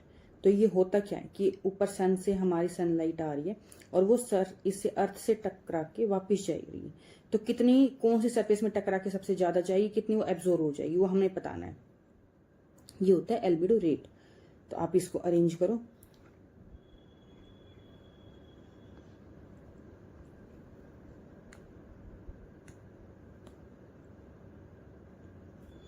ABCD हो सकता है। सबसे पहले कौन सा आएगा, हमारा रहेगा डी, क्योंकि हमने अरेंज करना था लोएस्ट टू हाईएस्ट। तो सबसे लो हमारा रहेगा ग्रीन फॉरेस्ट में, फॉरेस्ट में सारी की सारी ट्रैप हो जाएगी। और सबसे ज्यादा किस में रहेगा, फ्रेश नो में। अगर आपको एक दो भी ऑप्शन आते हैं ना, तो बाकी आप एलिमिनेट करके और अरेंज करके आराम से फाइनल आंसर तक पहुंच सकते हैं। हमें पता चल गया सबसे पहले हमारा आएगा ग्रीन फॉरेस्ट, फिर आएगा लास्ट में ये फ्रेश स्नो, फिर उससे पहले हमारा क्या आना चाहिए, फ्रेश स्नो है तो सिंपल सी बात है, उससे पहले हमारा क्या आएगा, ओल्ड स्नो। फिर सी पे हमारा एक बच गया, वो सेकंड नंबर पे हम उसको अरेंज कर लेंगे सैंड। तो हमारा ये क्या ऑप्शन बन गया, DCBA। अब देखो हम इसकी प्रॉपर एक्सप्लेनेशन देख लेते हैं। ग्रीन फॉरेस्ट का क्या कितना होता है, इसमें लोएस्ट एल्बिडो 10 से 15% ये जो है रिफ्लेक्ट बैक करता है,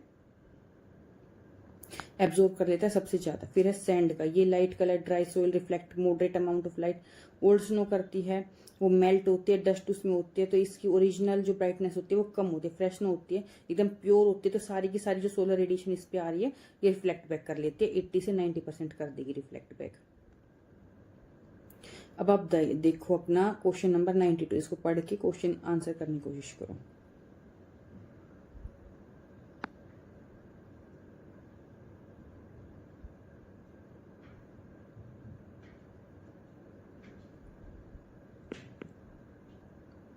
हमें ऐसी लेयर जो बतानी है अपनी जिसमें अब्सेंस है वाटर वेपर भी,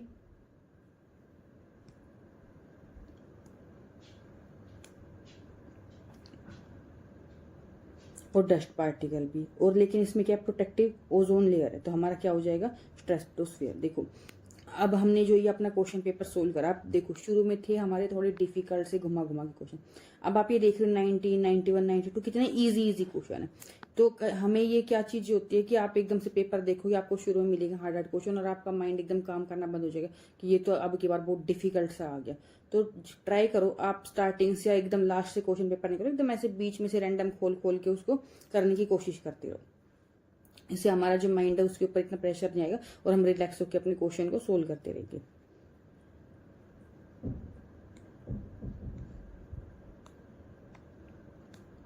देखो स्ट्रेटोस्फीयर जो होता है ये ट्रोपोस्फीयर के ऊपर होता है अप्रोक्सीमेटली 50 किलोमीटर तक। ये it lack convective turbulence water vapour कुछ भी नहीं होता है इसमें। मोस्ट इंपोर्टेंट इसमें क्या होती है, हमारी ओजोन लेयर होती है O3 जो एब्जॉर्ब करती है हमारी हार्मफुल जो यूवी रेज है फ्रॉम द सन। अब हमारा क्वेश्चन नंबर 93, इसमें पूछा हुआ है कौन अच्छे से डिस्क्राइब कर रहा है demographic concept of population momentum.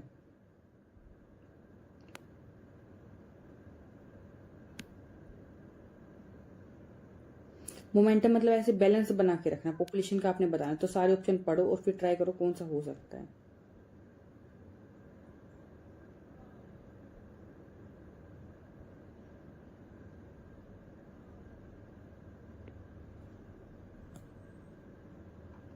देखो फर्स्ट वाले में रैपिड है तो ये रैपिड होने से क्योंकि हम यहाँ पे मोमेंटम की बात कर रहे हैं। तो सेकंड वाले में क्या कह रहे हैं, ये कंटिन्यू करती रहेगी उसी रीचिंग सेम अगर पॉसिबल तो भी। फिर थर्ड में शार्प डिक्लाइन, शार्प नहीं होएगा यहाँ पे एकदम से। फिर फोर्थ में क्या कह रहे हैं, calculation of doubling time of a country low total population. तो ये तो एक तरह से कोई डेफिनेशन है जो इसमें तो बिल्कुल नहीं फिट बैठेगी। तो हमारा क्या ऑप्शन हो जाएगा, सेकेंड ऑप्शन सही है।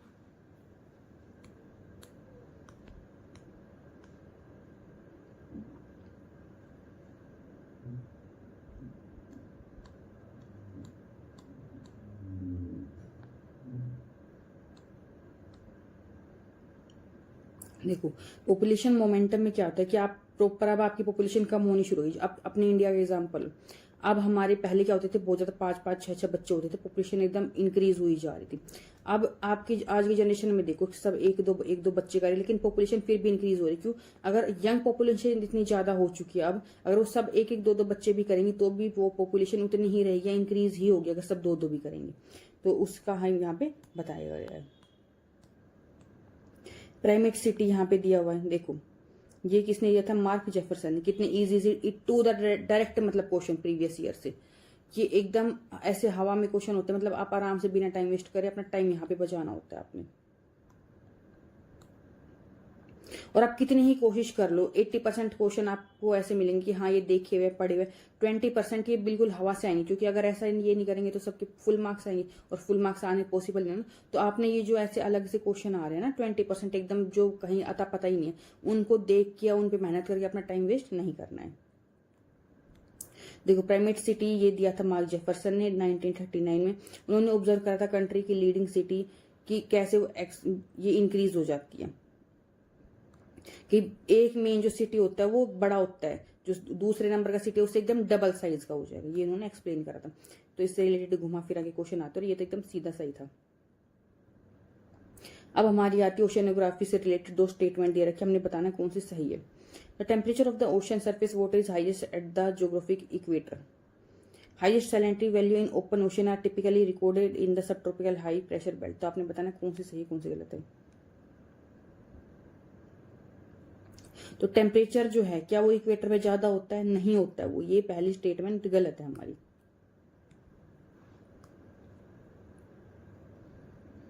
सेकंड में देखो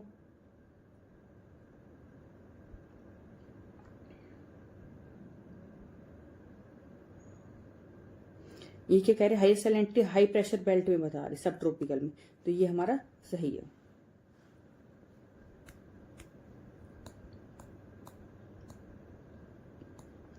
देखो तो हमने ये देख लिया कि ठीक है वो स्टेटमेंट गलत थी। अब क्यों गलत थी और इसकी क्या बात सही है। तो क्या कह रहे हैं, जो हाईएस्ट हमारा टेम्परेचर है ना वो हमें क्या मिलता है, slightly north to the equator, हल्का सा इक्वेटर के ऊपर नीचे हमें मिलेगा सब ट्रॉपिक के। The geographic equator experience heavily, यहाँ पे बहुत ज्यादा रेनफॉल होती है तो उसकी वजह से हमारा जो डेली टेम्परेचर है वो कम रहता है, क्लाउड्स वगैरह यहाँ पे रहते हैं। स्टेटमेंट 2 देख लेते हैं, सब ट्रॉपिकल हाई प्रेशर बेल्ट।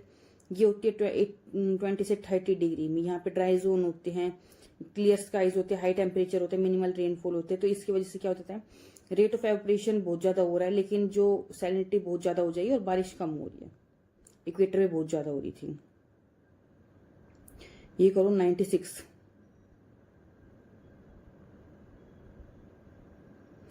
ये क्या कह रहा है, कोई एक थ्योरी की एक प्रॉपर मॉडल की बात कर रहे हैं कि अर्बन मॉडल सिटी डेवलप करता है, सिर्फ एक सिंगल सेंटर के अराउंड नहीं करता, वो बहुत सारे छोटे छोटे नोड होंगे, उनके अराउंड वो ग्रो करेगा। तो सिंपल सी बात है, से क्या कह रहा है, मल्टीपल। तो मल्टीपल हमारा न्यूक्लियाई मॉडल इसका आंसर हो जाएगा 3।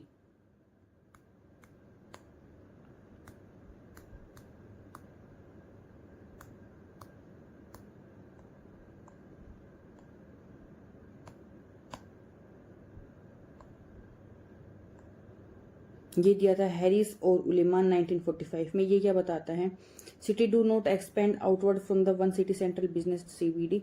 ये बल्कि मल्टीपल जो छोटे छोटे नोड्स होते हैं, nuclei, ports, universities, industrial park, इन सब के आसपास जो है ग्रोथ होती है। अभी में ये मैच करने को दे रखा है जोमोर्फिक एजेंट। ये जो रिलेटेड है ना हमारे ग्लेशियर के, विंड के, रनिंग वाटर के, इन पे मैंने शॉर्ट्स वीडियो बना के डाली हुई है, और मतलब वो इतने अच्छे से एक्सप्लेन करे हुए हैं, आप उनको जाके देखो। आपके मतलब एक शॉर्ट्स में 1 मिनट की भी वो शॉर्ट्स नहीं, और आराम से फटाफट आपका सारा रिवाइज हो जाता है। तो यहाँ पे आप मैच करो। अगर आपको सारे भी नहीं आते ना, 1-2 भी आते, तो आप उन्हीं से ही क्वेश्चन तक पहुंचने की अपनी कोशिश करा करो।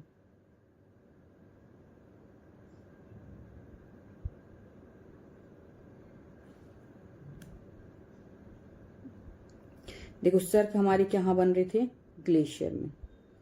फिर हमारे यारडंग विंड, ये विंड वाले तो अलग से नाम होते हैं, यारडंग वगैरह आप आराम से समझ जाओगे। अच्छा, ये तो विंड से ही बन रहे। फिर हमारे पोल से ये बन रहा था अंडरग्राउंड वाटर से। ऑक्सबो लेक हमारी बनेगी रनिंग वाटर से। ऑक्सबो लेक का तो एटलीस्ट पता ही होना चाहिए सबको।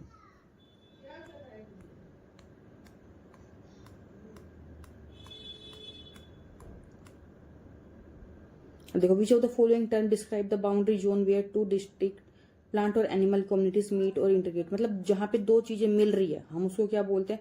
अब ये देखो, लास्ट की हम ये 90s की जब सीरीज करी ना, कितने easy easy to the point question आ रहे। ऑक्सबो लेक से रिलेटेड अभी पीछे वाला था, कितना डायरेक्ट पूछ रखा था। अब ये कितना इजी पूछ रखा है, इसको हम क्या बोलते हैं, इकोटोन बोलते हैं। बहुत इजी क्वेश्चन है। इकोटोन क्या होता है, ट्रांजिशनल जोन होता है जहां पे दो चीजें, दो इकोसिस्टम मिलते हैं। इसको हम एज इफेक्ट भी बोल देते हैं। स्पेशल मार्जिन ऑफ प्रोफेबिलिटी, ये पूछ रखा है 99 में। प्रॉफिट के बारे में जो क्या कौन बात कर रहा है, ये हमारा आ जाएगा D M Smith. To the point, मतलब टाइम बचाने वाले क्वेश्चन है ये आपके, और शुरू में थे टाइम वेस्ट करने वाले। इन्होंने, डीएम स्मिथ ने इंट्रोड्यूस किया था special margin of profitability, industrial geography, moving from the rigged theory that search from a single absolute point और फ्रॉम मैक्सिमम। मतलब आप कम से ज्यादा की तरफ जा रहे हो। आप ये देखोगे कि मेरे को कहां पे मार्जिन है जहां पे मेरे को प्रॉफिट ज्यादा होगा।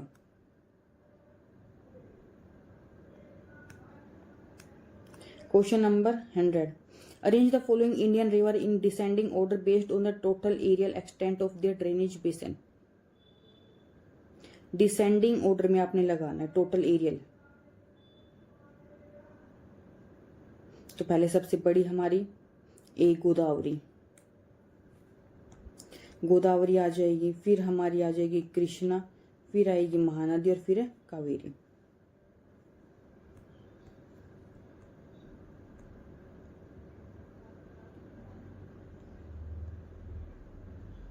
देखो, सबसे पहले आप याद रखो, जी से गंगा सबसे बड़ी है, तो जी से गोदावरी, फिर उसके बाद हमारी कृष्णा, महानदी, और फिर कावेरी आती है छोटी।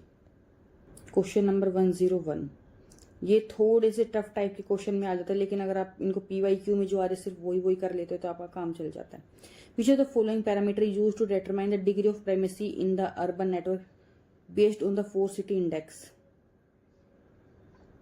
इसका आंसर हो जाएगा हमारा सेकंड, P1, 1, 2, 3, 4 नीचे आ जाएंगे। 4 सिटी इंडेक्स पूछा हुआ है। 4 सिटी एक तो ऊपर है, हम एक के से रिलेट करके बताएंगे ना डिग्री, और नीचे वो 2, 3, 4 आ गया हमारा। ठीक है,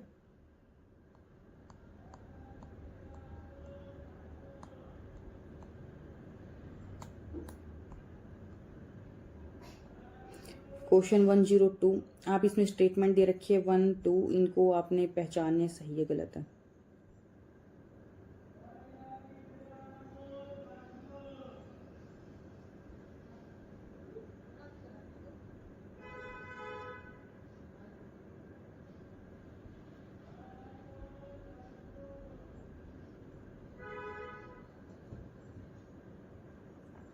फर्स्ट में ये बात कर रहे हैं ब्रेकिंग पॉइंट की, किसमें, रैली के ग्रेविटेशनल लो में। ये क्या कह रहे हैं, ये क्या करते हैं, बाउंड्री बनाते हैं breaking point. Consumer equally attracted to the computing urban trade centre, मतलब कि एक बाउंड्री है वो बराबर है, इक्वालिटी है कि कस्टमर यहाँ भी जा सकता है यहाँ भी जा सकता है। फिर सेकंड वाले में बात करें the distance to the breaking point from the smaller city increase as the population. क्या कह रहे हैं, ये ब्रेकिंग पॉइंट का जो डिस्टेंस है ना वो टूट जाएगा कब, जब स्मॉलर सिटी की इंक्रीज होगा, the population of the larger city increase. क्या, कहाँ पे, क्योंकि सिटी लार्जर वाले की उसकी पॉपुलेशन इंक्रीज हो रही है। तो कौन से स्टेटमेंट सही है, दोनों की दोनों बातें ये सही कर रहा है। देखो बैलेंस बन रहा था ब्रेकिंग पॉइंट पहले वाले में, दूसरे में क्या कह रहा है, अगर एक कम एक ज्यादा होगी तो पॉइंट टूट जाएगा फिर हमारा।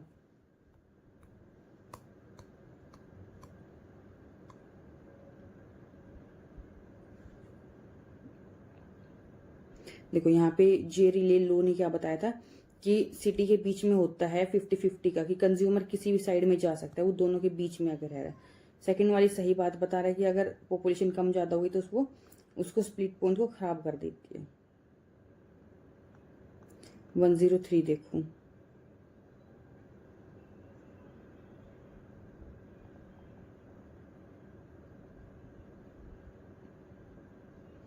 आपने यहाँ बतानी है, टर्म फाइंड आउट करनी है कि विच 4 टर्म की बात कर रहे हैं जो डिस्क्राइब करती है माइक्रो क्लाइमेट के बारे में और उनका जो मॉडिफिकेशन हो रहा है लोकलाइज्ड अर्बन जोन पे, higher temperature than it surrounding rural. तो हम इसको क्या बोलेंगे कि जो शहर है उसका सेंटर है वो बहुत ज्यादा गर्म हो रहा है और आसपास का एरिया में इतनी गर्मी नहीं है, हम क्या इसको बोलेंगे अर्बन हीट आइलैंड।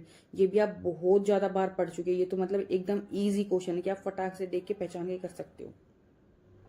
ये क्या होता है, शहर में इतनी इंडस्ट्रीज है, इतनी सीमेंट से इतनी बिल्डिंग बनी हुई है, वो सारा इलाका जो एकदम गर्म हो जाता है, हीट आइलैंड बन जाता है और आसपास का सराउंडिंग एरिया उसका ठंडा रहता है।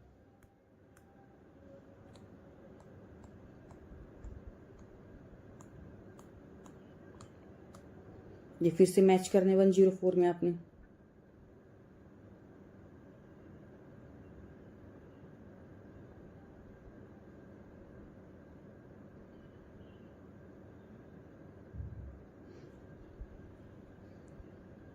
देखो स्पेशल ऑर्गेनाइजेशन, ये हमारा हो जाएगा पीटर हैगेट। फिर हमारी बात करते हैं एरियल डिफरेंशिएशन। देखो एरियल का आपको पता होना चाहिए है रिचार्ड एरियल। थ्योरेटिकल ये बात कर रहे हैं विलियम बंजी की। रेडिकल ज्योग्राफी ये बात कर रहे हैं हमारी डेविड हार्वी की।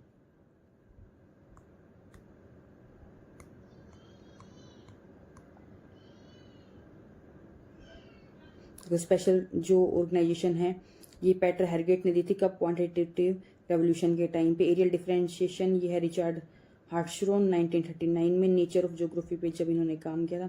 थ्योरेटिकल ज्योग्राफी विलियम बंजी ने, ये ग्राउंड ब्रेकिंग बुक बताते हैं अपनी क्वांटिटेटिव ज्योग्राफी के बारे में। रेडिकल ये है डेविड हैवरी के बारे में।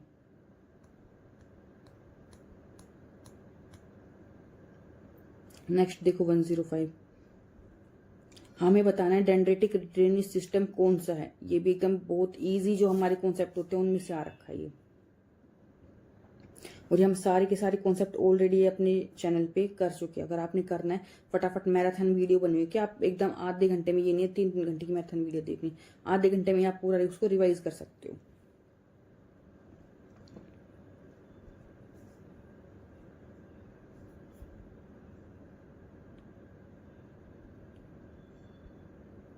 तो डेंड्रेटिक, तो इसका देखो सेकंड वाला हो जाएगा an interconnected network of streams mimicking the branching pattern of a tree, मतलब ट्री की पैटर्न की तरह दिखते हैं ये।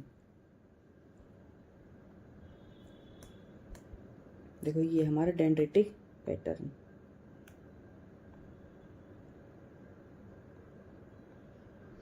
लेकिन अब हम क्या देखते हैं, जो बाकी डेफिनेशन दे रखी थी वो किस किस की थी। तो देखो जो फर्स्ट है वो किसकी बात कर रहा है, streams radiating outward from A central elevated volcanic peak, मतलब एक पीक से सारे चारों तरफ जो है स्ट्रीम्स निकल रही है, इसका ये क्या हो जाएगा, रेडियल। ठीक है, सेकंड का हमें पता चल गया। थर्ड क्या देखो, main streams running parallel to each other with short right angle triangles, ये जो ट्रिब्यूटरीज बना रही है ये क्या हो जाएगा हमारा, ट्रेलीज। फिर फोर्थ वाला क्या कह रहा है, ये इनवर्ड आ रही है बीच में सारी की सारी घुस के डिप्रेशन में, इसका हम क्या बोल रहे हैं, सेंट्रीफ्यूगल, सेंट्रीपिटल हो गया ये।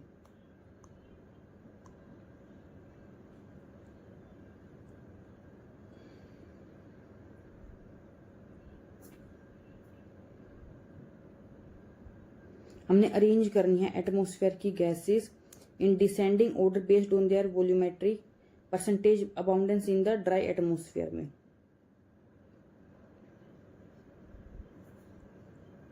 डिक्रीजिंग ऑर्डर में, यानी कि पहले सबसे ज़्यादा फिर कम कम कम डिक्रीज होता जाएगा। तो सबसे पहले हमारा आ जाएगा आर्गन, फिर हमारा आ जाएगा कार्बन डाइऑक्साइड, फिर है हमारा नियोन, फिर हीलियम। देखा आप ऐसे याद रखो, नो, नाइट्रोजन, ऑक्सीजन, एसी, आर्गन, कार्बन डाइऑक्साइड, ये पैटर्न होता है, सबसे ज्यादा, उससे कम, उससे कम, उससे कम।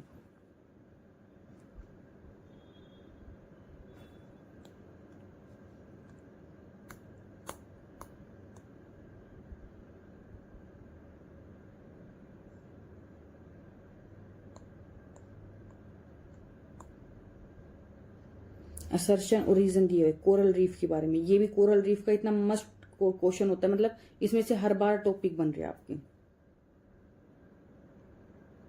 आपने इसका टेम्परेचर याद रखना है और क्या क्या कंडीशंस चाहिए होती है वो सारी चीजें याद रखनी है।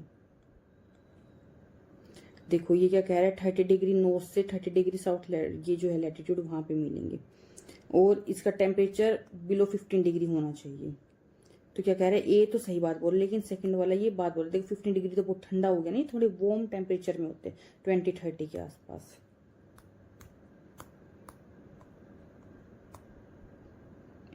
Which of the following cloud varieties is structurally classified as a high altitude cloud, हम किसको बोलते हैं, सीरस को। सीरस एकदम जो सुंदर से एकदम पंख पंख जैसे होते हैं ना, वो सीरस सबसे ऊपर होते हैं, सीरस। फिर एल टू मिडिल एटीट्यूड होते हैं, स्ट्रेटस लो पे होते हैं। 109 देखो, the geomorphic process known as explosion, देखो ये कौन सी वाली प्रोसेस हो रही है, हम देखते हैं जो ओनियन वाली होती है ना, कि इसे ओनियन की तरह एक एक परत उतरती रहती है, वो वाली है ये। तो इसका क्या हो जाएगा हमारा, mechanical weathering caused by thermal expansion और प्रेशर रिलीज की वजह से। 1110 the great boundary fold GBF of Indian structurally delineates the geological boundary zone between which of the following mountain feature. तो ये कहाँ पे है ग्रेट बाउंड्री फोल्ड, ये हमारा है Aravalli range and the Vindhya basin, यानी कि सेकंड वाला। तो आप खुद आइडिया लगाने की सोचो कि कौन सा जोन इसमें से हो सकता है। ये देखो बात कर रहे हैं हमारे क्रॉप फार्मिंग विदाउट फेलो, फिर दूसरा हो जाएगा फायरवुड एंड टिम्बर प्रोडक्शन।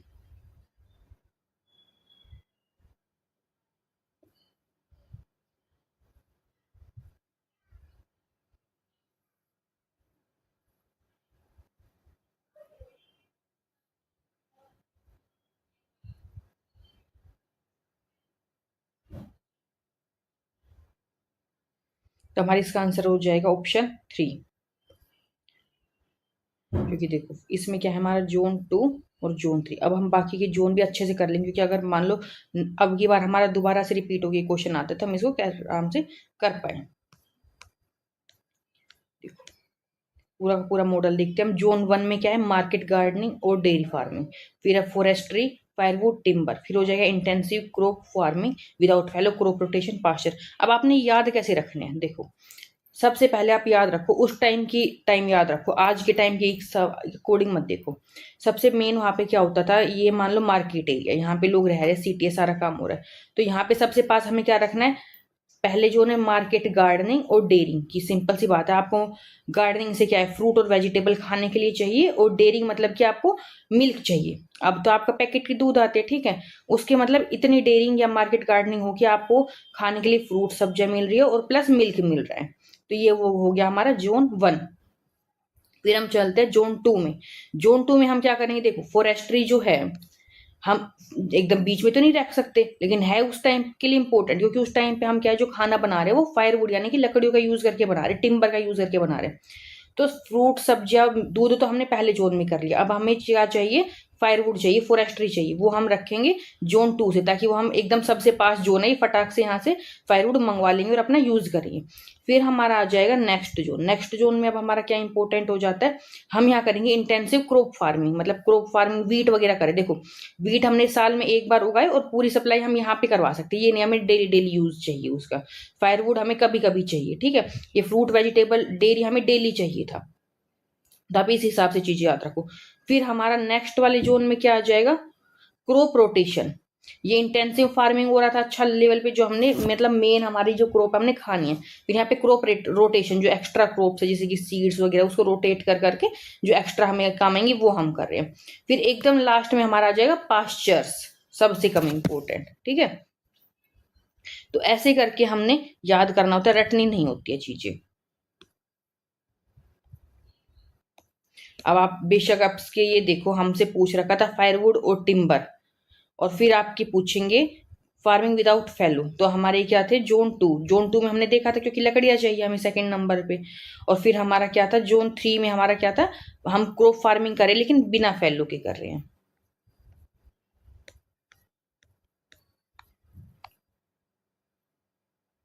अब हमारा आ जाता है Thailand Cambodia conflict of 2025 occurred in which geopolitical region of मैकेंड्रा। तो देखो हम हार्टलैंड तो बहुत बार करते अच्छे से रट लेते, लेकिन हम ये नहीं देखते कि कौन सा एरिया आ रहा है, तो इन लोगों ने घुमा के दिखाया। तो आपने देखना होगा थाईलैंड और कंबोडिया किधर है, तो आपको वर्ल्ड मैप की पूरी इन्फॉर्मेशन होनी चाहिए कहाँ पे क्या है ये। तो ये हमारा आ जाएगा आउटर क्रीसेंट में। अब हम देखेंगे और बाकी की जो हमारी कंट्रीज है, क्योंकि हो सकता है ना कहाँ से आ सकता है हमारे नेक्स्ट ईयर के लिए। हार्टलैंड में हमारा आता है सेंट्रल यूरेशिया, मतलब जो यूरोप और एशिया का जो एकदम सेंटर पार्ट है वो हमारा हार्ट हो गया, ठीक है। इनर क्रीसेंट मतलब अंदर का क्रीसेंट क्या हो जाएगा, फिर यूरोप। देखो यूरेशिया, यहाँ पे यूरोप सिर्फ अंदर अंदर का था। मिडिल ईस्ट, इंडिया, चाइना, मतलब एशिया और यूरोप सिर्फ यहाँ पे, तो सेंटर क्या है, ये बाहर क्या है, इनर के। फिर आउटर में हमारे आ जाएंगे south east Asia, Japan, Australia, America. और हमारे थाईलैंड कंबोडिया कहाँ आते हैं, हमारे साउथ ईस्ट एशिया में।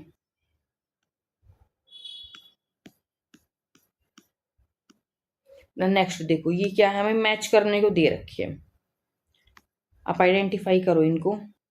रैंडम कौन सा होता है, स्ट्रेटिफाइड, पर्पसिव और सिस्टमेटिक। इन वाले क्वेश्चन में आपने क्या करना होता है, अगर आपको मतलब चारों ऑप्शन नहीं आ रहे, एक दो आ रहे, उसी से एलिमिनेट करो। तो हम रैंडम देख लेते हैं, हम रैंडम देखते हैं कि यूं ही हम सिंपल सैंपलिंग कर रहे हैं, तो रैंडम में क्या हो जाएगा, सबको इक्वल चांस मिलता है, इक्वल चांस होगा इसमें।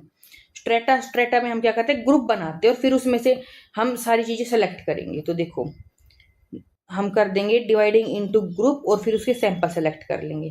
फिर क्या है पर्पसिव, पर्पसिव में ना हमारे पास हमें पर्पस होता है कि हमें इसी ही टाइप का डाटा चाहिए होता है, तो सबसे कम हम यहाँ पे मिनिमल इन्फॉर्मेशन यूज करते हैं। अब हमारा एक बच गया है सिस्टमैटिक, तो हम इसमें क्या कर लेंगे, numbering E subject and selective every kth subject, हम इसमें सब ये करेंगे सेलेक्ट। देखो रैंडम का इक्वल चांस, स्ट्रेटिफाइड का population divided into group, purposive minimal information, systematic हम हर एक के सब्जेक्ट को, मतलब हर 5th को, हर 10th को, हर 15th को, ऐसे बच्चे को हम सेलेक्ट कर रहे हैं।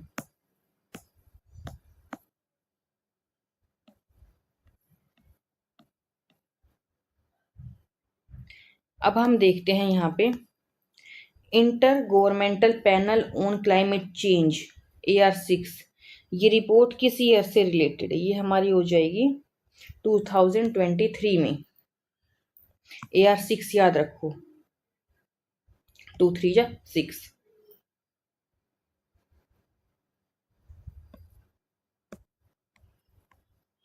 इसी से रिलेटेड हमारी और रिपोर्ट जो अब हो सकता है रिपीट होके आ जाए, AR4 4 हमारा 7 में हो जाएगा, ठीक है। 5 हमारा 2014 में, AR 6 हमारा ये 2023 में, 7 में, 14 में और ये 2023 में। अब हम देखो ये थ्योरीज किसने दी है, बहुत ईजी है ये, हम सबको पता है। Slope decline theory, decline D से हमारा है डेविस, तो ये हो जाएगा स्लोप डिक्लाइन थ्योरी। फिर है स्लोप रिप्लेसमेंट, ये है पैंक की, रिप्लेसमेंट पैंक की। रिट्रीट किंग का, ये भी हमने पहले ट्रिक से ऑलरेडी किया हुआ है। फिर हमारा ग्रेडेड जी से, और ये क्या हो जाएगा हमारा गिलबर्ट। तो हम किंग को क्या बोलते हैं, अच्छे से ट्रीट करो, तो हमारा किंग वाला हो गया। और ये रिप्लेस कौन बोल रहा है, रिपैंक बोल रहा है, पैंक, ठीक है।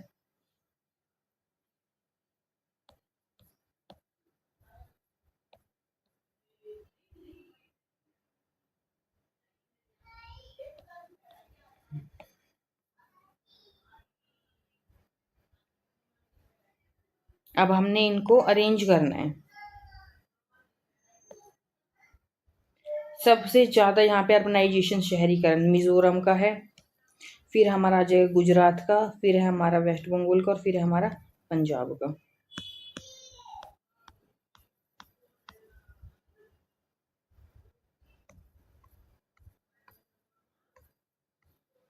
अब ये जो हमने एरिया है उनको मैच करना है।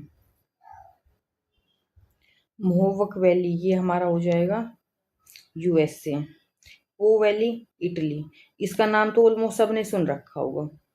रूर वैली ये है हमारा जर्मनी में, लोरेंस वैली ये हमारा हो जाएगा कनाडा में। अब ऐसे हो जैसे लोरेंस बिश्नोई का आप नाम सुनते हैं ना, वो कहाँ है, कनाडा में, उसके लिंक हम कहते हैं पंजाबियों के साथ। तो ऐसे करके कुछ भी ट्रिक करके पो इटली का हो गया हमारा। ऐसे कुछ भी ट्रिक बनाओ अपने हिसाब से, इनको याद करने की कोशिश करो, और एक दो भी आते हैं तो उनसे आप अपना आंसर निकाल सकते हैं।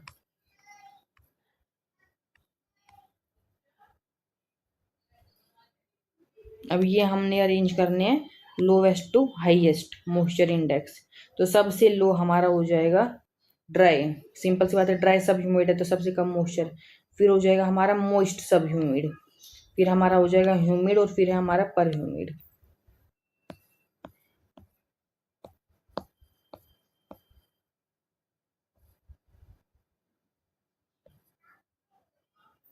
देखो इंसोलेशन कहाँ पे ज़्यादा होता है, जब सन डायरेक्टली ओवरहेड होता है, सिंपल सी बात है। इंसोलेशन इनकमिंग सोलर रेडिएशन होती है, मैक्सिमम कब होती है ये, जब सन रेज वर्टिकल होगी, सन डायरेक्टली ओवरहेड होगा, और एनर्जी कंसंट्रेशन ज़्यादा होगा, पाथ थ्रू एटमोस्फेयर ही शॉर्टेस्ट होगा। अदर ऑप्शन क्यों गलत है, हमारे रिफ्लेक्शन बैक टू ये कम करता है इंसोलेशन को। लॉन्ग वेव रेडिएशन का मतलब होता है टेरेस्ट्रियल रेडिएशन, और ये क्या करता है, जो ये आपकी वेवलेंथ वगैरह दे रखी है लास्ट में, इसका क्या मतलब है, रेंज नहीं बता रहा हमारा, मतलब इस क्वेश्चन से कोई उसका कनेक्शन नहीं है। अब देखो, it signifies industrial practice associated with workplace innovations in involving division of labor, standardization, assembly line, production and precision। तो ये कौन बता रहा है, वर्क प्लेस इनोवेशन की बात कर रहे हैं, डिवीजन ऑफ लेबर की बात कर रहे हैं, तो ये क्या है, फोर्डिज्म। हम बाकी समझ लेते हैं। फोर्डिज्म देखो बेस किस पे होता है, मास प्रोडक्शन पे, स्टैंडर्डाइजेशन पे, असेंबली लाइन प्रोडक्शन पे, डिवीजन ऑफ लेबर पे, प्रिसाइज मैन्युफैक्चरिंग पे। ये किसने डेवलप करी थी, हेनरी फोर्ड ने। देखो एक्टर नेटवर्क जो थ्योरी होती है वो सोशल थ्योरी से रिलेटेड है, कमोडिटी चेन प्रोडक्शन नेटवर्क से, agglomeration economy, benefit of industrial clustering.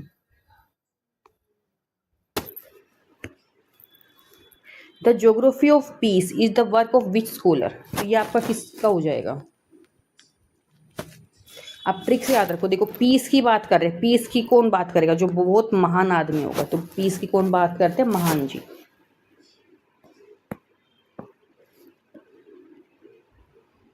ये इन्होंने लिखी थी 1944 में, ईशा बोवेन। लेकिन जो हमारा ऑप्शन दे रखा था ना ऑफिशियल की में, वो 2 दे रखा था, तो आप अब देख लेना कि आपको ऑप्शन क्या मिलते हैं, उसके अकॉर्डिंग हम सेलेक्ट करेंगे। मैकेंडर की हम अदर भी देख लेते हैं। मैकेंडर ने क्या दिया, डेमोक्रेटिक आइडियल्स और रियलिटी। महान ने दी है सी पावर थ्योरी। स्पाइकमैन ने दी है अमेरिकन की strategy in world politics. Cohen ने दिए geography and politics in a divided world. देखो कोहेन डिवाइडेंट की में दे रहा है, स्पाइकमैन अमेरिका की बता रहा है, महान जी सी पावर के बारे में बता रहे हैं, मैकेंडर डेमोक्रेटिक आइडियल्स रियलिटी के बारे में बता रहे हैं।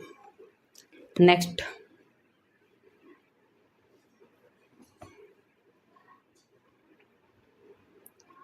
इन which aerial photograph is the negative allowed to move continuously over the fix slit. तो हम क्या देख रहे हैं, नेगेटिव हमेशा मूव करता रहेगा, ये हमारा हो जाएगा टाइम गैप फोटोग्राफ। जब एक चीज़ लगातार मूव होती है वो हम यानी कि टाइम पे उसको देख रहे हैं कि टाइम क्योंकि हमेशा मूव होता रहता है। तो आप ये देखो मूवमेंट, जब भी किसी भी क्वेश्चन में बात करेंगे ना, मूव यानी कि मूव क्या होता है, टाइम की बात कर रहे हैं हम।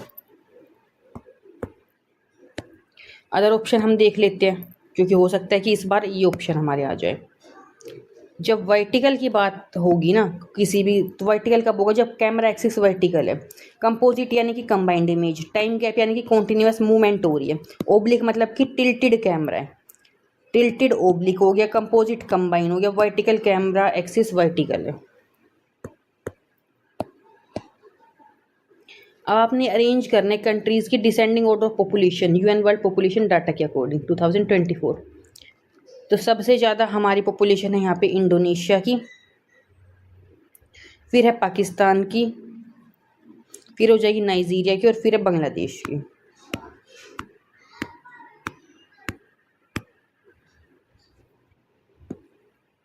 हम यहाँ पे देखते हैं जो एनहेंस्ड फुजिटा स्केल है ना, इंटेंसिटी स्केल, वो किसके लिए, वो है हमारा टोर्नेडो के लिए। अब हम जो बाकी के ऑप्शन बच गए उनके लिए भी यह याद करेंगे। फुजिटा हो गया हमारा टोर्नेडो के लिए। तो हम देखते हैं आगे। अगर देखो EF0 आता है ना स्केल में यानी कि वीक है टोर्नेडो, अगर EF5 आता है यानी कि बहुत ज़्यादा इससे डिस्ट्रक्शन हो रहा है।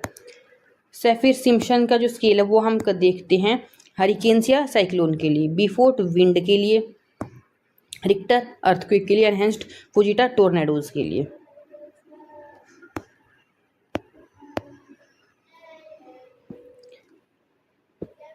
अब देखो Harris Ullman multiple nuclei model number 7, इसमें क्या आता है, तो इसमें नंबर 7 में क्या आ जाएगा, आउटलाइन बिजनेस डिस्ट्रिक्ट। इसकी हमने प्रॉपर ट्रिक से शॉर्ट्स बना रखा है, बहुत अच्छे से समझा रखा है, ये आप उसको देख सकते हो अच्छे से।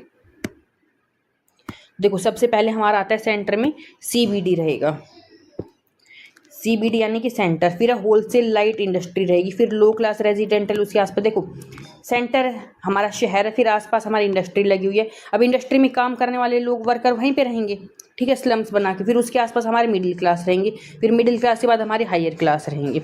हायर क्लास को क्या होता है कि हम पॉपुलेशन वगैरह में नहीं रहेंगे, हम प्रॉपर एकदम बाहर पे रहेंगे। फिर हमारी हैवी मैन्युफैक्चरिंग आ जाएगी, फिर आउटलाइन बिजनेस, फिर रेजिडेंटल सभर, और फिर इंडस्ट्रियल सभर।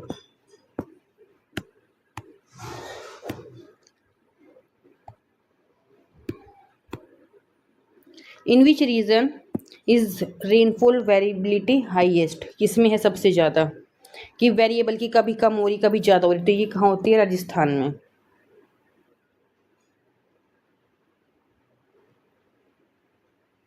जहाँ पे लो रेनफॉल होगी वहाँ पे हाईएस्ट वेरिएबिलिटी होती है।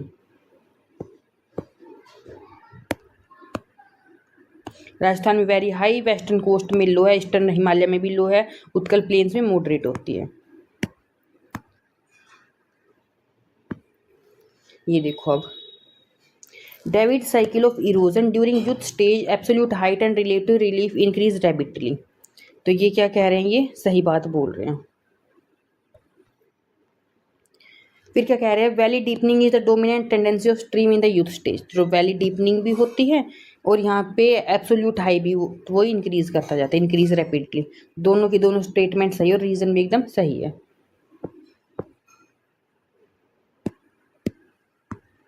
देखो यूथ स्टेज में वर्टिकल इरोजन होता है, वैली डीपन होती है, रिलीफ इंक्रीज होती है, रिलेटिव रिलीफ बिकम मैक्सिमम। अब हमने इनको लाइन से लगाना कि सबसे पहले कौन सा प्रोग्राम आया, फिर उसके बाद कौन सा प्रोग्राम आया। तो सबसे पहले हमारा आ जाएगा CDP, command area development of programme, ये आया था हमारा 1974 में। फिर हमारा आ जाएगा DDP, डेजर्ट डेवलपमेंट प्रोग्राम, ये हो जाएगा 1977। फिर नेशनल फिर हमारा नेशनल कैपिटल रीजन NCR, ये हमारा हो जाएगा 1985 में। फिर है NWDRPA, national watershed development programme for rainfed areas, ये हमारा हो जाएगा 1990 में। तो आपने कैसे याद रखना है, सबसे पहले जो हम कोई भी एक प्रॉपर कमांड एरिया देखेंगे कि हाँ इसका डेवलपमेंट करते हैं, उसको डेवलप कर देते हैं, वो किसी भी कुछ भी रिलेटेड हो सकता है। फिर हम डेजर्ट को ठीक करेंगे क्योंकि मेन डेजर्ट एरिया है। फिर हम क्या करेंगे, अपना बनाएंगे NCR रीजन को डेवलप करेंगे। फिर हम वाटरशेड डेवलपमेंट को देखेंगे।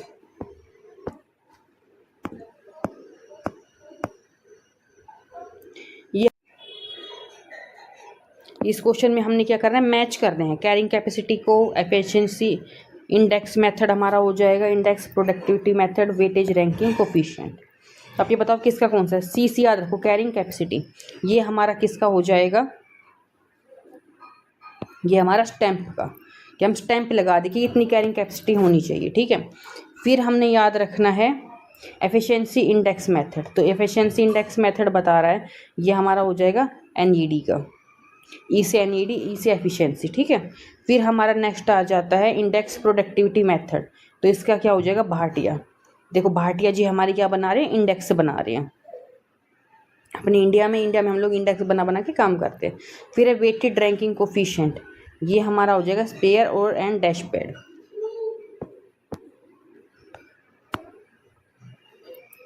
देखो कैरिंग कैपेसिटी स्टैंप, यानी कि इतनी कैपेसिटी आपने मोहर स्टैंप लगा दिया। Efficiency NED EE। Productivity method index कौन बना रहा है, भाटिया। वेटेड रैंकिंग कोफिशिएंट बना रहे स्पेयर और डैशपैड।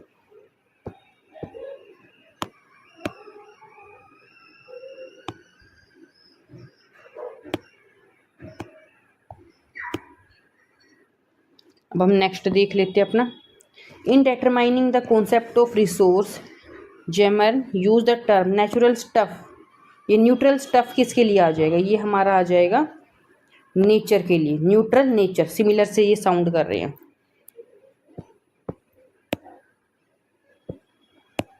देखो जेमर ये क्या कहते हैं, resource are not they become, ये कह रहे हैं रिसोर्स होते नहीं है, वो बनते हैं। क्या नेचर न्यूट्रल स्टफ है, मतलब कि देखो पेट्रोल जब पहले के टाइम पे गाड़ियाँ नहीं होती थी तो हमारे लिए रिसोर्स नहीं था, अब हमारे लिए गाड़ियों में हम पेट्रोल डालते तो हमारे लिए रिसोर्स है। आगे हो सकता है कि हम पेट्रोल की गाड़ी को यूज़ ही नहीं करें तो पेट्रोल हमारे रिसोर्स नहीं रहेगा। क्या कह रही है, होता नहीं, बनाया जाता है। जिससे आपका यहाँ पे कोल का एग्जाम्पल देके बता रखा है।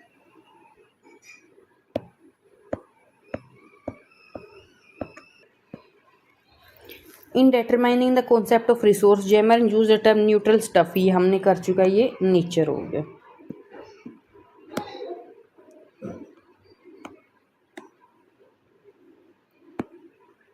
देखो extreme heat pressure transforms shale into, shale convert हो जाती है हमारी जेनेसिस में, ठीक है। तो हम इसका सीक्वेंस देख लेते हैं, शेल कन्वर्ट होगी स्लेट में, फिर ये होगी फाइलाइट में, फिर शीट, फिर जेनेसिस में। जैसे जैसे प्रेशर और उस पर टेम्परेचर बढ़ता चला जाएगा। लाइमस्टोन चेंज होता है मार्बल में, सैंडस्टोन चेंज होता है क्वार्टजाइट में, शेल जेनेसिस में। फिर हमारा असर्शन रीजन, ये क्या कह रहे हैं, देखो datum plane is difficult to determine. फिर क्या कह रहे हैं, sea level is not the same always and everywhere, it fluctuate. तो ये क्या बोलने की कोशिश कर रहे हैं कि डेटम प्लेन बहुत डिफिकल्ट होता है क्योंकि सी लेवल जो है वो हर जगह बराबर नहीं होता, वो चेंज होता रहता है। तो ये दोनों बात सही कर रहे हैं। देखो हमने ये कॉन्सेप्ट क्या समझा, डेटम प्लेन क्या होता है, एक रेफरेंस सरफेस होता है जो हम मेजर करते हैं एलिवेशन को, मीन सी लेवल MSL। ये कॉमनली हम इसको यूज है, बट लेकिन सी लेवल क्या होता है, वो चेंज होता रहता है टाइड्स की वजह से, करंट, टेम्परेचर, सैलिनिटी की वजह से। इससे जो हम ये नापते हैं ना, ये फिक्स डेटम बहुत डिफिकल्ट हो जाता है।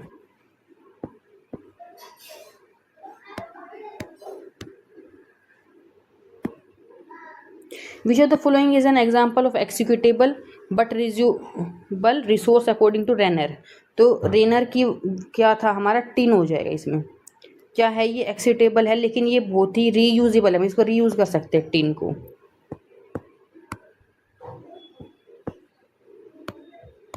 अब इनका क्लासिफिकेशन देख लेते हैं, अगर कोई और हमसे पूछे तो देखो क्या बताते हैं, एक तो ये बताएंगे इनएक्सिटेबल, मतलब कि इसमें क्या क्या चीज़ें आ जाएंगी, विंड सोलर वगैरह। फिर एक्सिक्यूटेबल लेकिन रीयूजेबल है, जैसे कि मेटल टिन आयरन कोर। फिर एक्सिक्यूटेबल ये हो जाएंगे कोल पेट्रोलियम नेचुरल। फिर नॉन रीयूजेबल ये क्या है, गैस, जैसे कि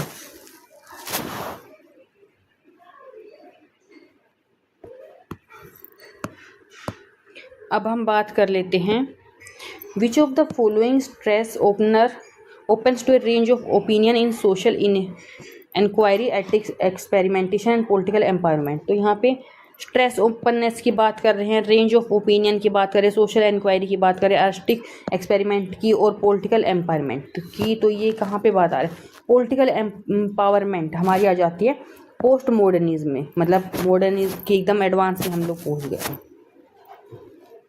और क्या क्या चीज़ें इसमें इंक्लूड होती है, देखो मल्टीपल पर्सपेक्टिव है सबके, डाइवर्सिटी है, प्लूरिज्म है, पॉलिटिकल एम्पावरमेंट है, आर्टिस्टिक फ्रीडम है यहाँ पे। फिर हमारा यहाँ पे नेक्स्ट आ जाता है arrange the following religious group of India in ascending order of percentage share in total population 2011। तो सबसे हमने इनको करना है असेंडिंग ऑर्डर में।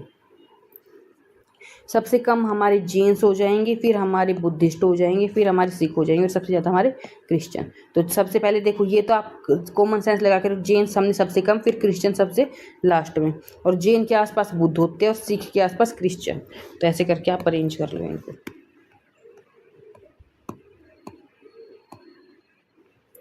अब हमने ये मैच करना है पॉपुलेशन कंट्री को और उसकी पॉपुलेशन परसेंट बिलो 15 और 2024 के अकॉर्डिंग बताना है। तो हमारा हो जाएगा चाइना का 18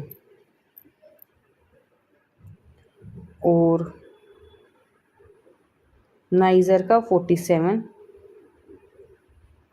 फिर हमारा हो जाएगा साउथ कोरिया का 11 और मैक्सिको का 23।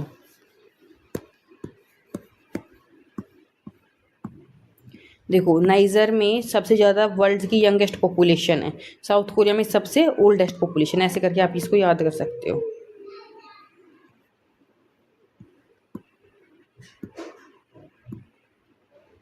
टाइम सीरीज आपने इसमें बतानी है। सेकुलर क्या क्या हो जाएगा, growth of population of a country. Periodic का क्या हो जाएगा आपका, प्रोडक्शन ऑफ मिल्क।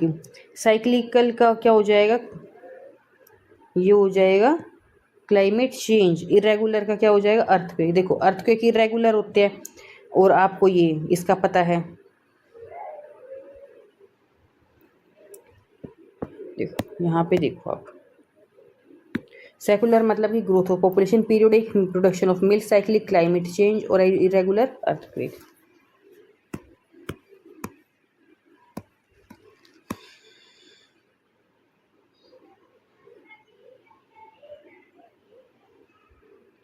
सेकुलर का मतलब होता है लॉन्ग टर्म के ट्रेंड, पीरियोडिक मतलब सीजनल पैटर्न, साइक्लिक मतलब लॉन्ग इकोनॉमिक और इरेगुलर रैंडम। वही देखो India signed and ratified Kyoto protocol in which year, ये हो जाएगा 2002 में। एडोप्ट हुआ था 1997 में, इंडिया ने साइन करा था 2002 में, केम इनटू फोर्स ये 2005 में। फिर हम इसको लोकल विंड को कंट्री से मैच करना है। तो हमारी बर्ग ये मैच हो जाएगी साउथ अफ्रीका से, बर्ग मैच हो जाएगी साउथ अफ्रीका में। जोंडा होती है हमारी अर्जेंटीना में। फिर हमारी सीमोन को हम मैच कर देंगे ईरान से, और फिर हमारा बच गया सिरक्को, ये इजी है, ये आप कर दोगे इटली से। तो आपने इनमें क्या देखना, अगर कोई 2 ऑप्शन आ रहे और बाकी 2 बच गए ना, उसको आपने एलिमिनेट करके लास्ट फाइनल तक पहुंचने की कोशिश करनी है। Final revision, berg South Africa, zonda Argentina, simoom Arabia Iran desert और सिरक्को इटली में।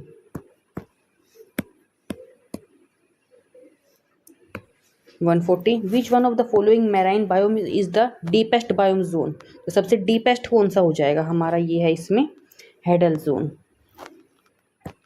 तो अब बाकी के जोन भी देख लेते हैं एक बार। देखो एपी वाला हमारा होता है 0 से 200 मीटर तक, फिर बाथ 1000 से 4000, अब आईसेल 4600, हैडल 6000 से। देखो हम ये ओशियनोग्राफी में पढ़ते हैं, अब आईसेल प्लेन तो हमारे ये 4000 से 6000 तक है। इससे भी नीचे हम देखेंगे हैडल यानी कि 6000 से 11000 मीटर तक चला जाएगा। बिल्कुल एपी एकदम ऊपर का टॉप, बैथ यानी कि हम जहाँ तक हम बात करने जा रहे हैं, ऐसे ट्रिक से याद रखो। देखो ये हमारे क्वेश्चंस होते हैं पैराग्राफ से रिलेटेड। हम क्या करते हैं, जनरली पैराग्राफ पढ़ेंगे और फिर उसमें से क्वेश्चन सेलेक्ट करने की कोशिश करते हैं। लेकिन यहाँ पे आप अगर शुरू में पहली बार पेपर देने जा रहे हैं, आपको नहीं पता, तो ये एक तरह से आपके लिए पूरा टाइम वेस्ट होगा, क्योंकि आपके पैराग्राफ में से डायरेक्ट वो वर्ड मिलेगा ही नहीं। आप यूँ सोचेंगे मैंने एक क्वेश्चन का कीवर्ड पढ़ लिया है कि चलो मान लो जैसे हमारे ऑप्शन में यंग था, तो मैं उसको पैराग्राफ में ढूंढूँ यंग कहाँ है, यंग कहाँ है, आपको वो मिलेगा ही नहीं। ऐसे क्वेश्चन होते ही नहीं है। जस्ट ये आपको हल्का सा हिंट देते हैं कि ये क्वेश्चन किस चीज से रिलेटेड है, बस आपको ये पता चल जाएगा पैसेज से कि हाँ ये किस टॉपिक से रिलेटेड ये क्वेश्चन है। और आपने पूरी खुद की नॉलेज लगा के, आप बेशक बिना पैराग्राफ को पढ़े खुद के ही नॉलेज से प्रीवियस से सारे के सारे क्वेश्चन ठीक कर सकते हो। तो आप बार मतलब एक तरह से ये समझ लो आपका पैराग्राफ पढ़ना आप टाइम वेस्ट करते हो बहुत ज़्यादा। ये क्या करते हैं, मतलब कॉन्टेक्चुअल और डायरेक्ट पैसेज का एक ट्रैप खेलती है ये एंटी क्या करेगी, डायरेक्ट आपको रीडिंग स्पीड या ग्रामर चेक नहीं कर रही है कि आप कितनी जल्दी उसको पढ़ के ढूंढ के कर दोगे, बस ये आपको एक तरह से थीम प्रोवाइड करवा देगी कि जैसे पैसेज 1 हमारा इसमें जो अभी हम करेंगे कि एक किस थीम से रिलेटेड है, पैसेज 2 हमारा किस थीम से है, और फिर आपने जो अपने खुद की नॉलेज है ना सिलेबस की, वो सारी की सारी आपने लगानी है। देखो जैसे हम अपना कैसे प्रूफ देख सकते हैं कि अब हम जो अब देखेंगे अपना क्वेश्चन नंबर 141 देखना और अपना पैराग्राफ पढ़ना। ये शेफर के बारे में बात कर रहा है कि पैराग्राफ हमें क्या बता रहा है, कॉन्ट्रोवेरी क्या है, सिस्टमैटिक और रीजनल ज्योग्राफी के बारे में बात हो रही है। लेकिन हमें क्या पता होनी चाहिए कि ये मेन कौन था, ये वर्ड जो है आपको वहां नहीं मिलेगा, वेरनीसियस ये नाम आपको वहां पैराग्राफ में मिलेगा नहीं। आपको ये खुद नॉलेज होनी चाहिए कि ये बुक किसने लिखी थी। उन्होंने सिंपल सी देखो ये लाइन दे दी, इस लाइन से कोई लेना देना नहीं है क्वेश्चन का। ऐसी मिनी कोई आइसलैंड वहां नाम दे ही नहीं रखा है, सिर्फ ये बता रखा है अंडमान निकोबार क्या है, टेक्टोनिक रेंज के होते, और आपको पता होना चाहिए मिनी कोई क्या है, लक्षद्वीप से रिलेटेड है, इसका अंडमान निकोबार से कोई मतलब नहीं है। तो इन चीज़ों का आपने ध्यान करके अपने क्वेश्चन को है करना है। तो जैसे हम हर बार करते हैं, अपने क्वेश्चन को आपने पढ़ना है और फिर ट्राई करना है आंसर की। देखो पहले एक बार अपना पैराग्राफ पढ़ लो, क्योंकि आपको अंदाजा लग जाएगा कि किस लेवल का आता है और क्या हम इसमें से फाइंड आउट कर सकते हैं। तो एक बार आप इसको पढ़ो, क्वेश्चन को ट्राई करो। फिर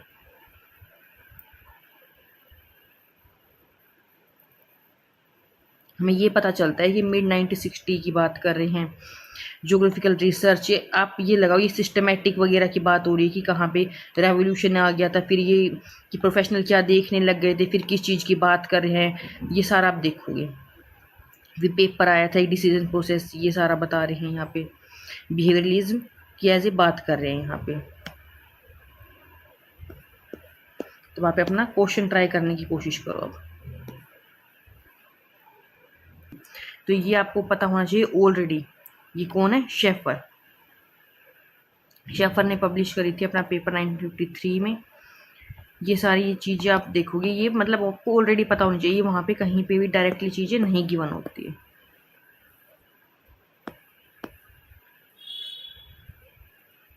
सेकंड देखो क्या है, क्वांटिटेटिव रेवोल्यूशन पेस की बात कर रहा है। तो ये यहाँ पे पूछ रहा है नोट, तो आप इनमें से सिर्फ ये देखो इन तीनों में से कौन एक चीज की बात कर रहा है और कौन अलग बात की कर रहा है। Man is rational, space is an isotropic surface, focus upon the individual rather than the approach, problem at the level of social group, man has infinite and perfect knowledge of this space.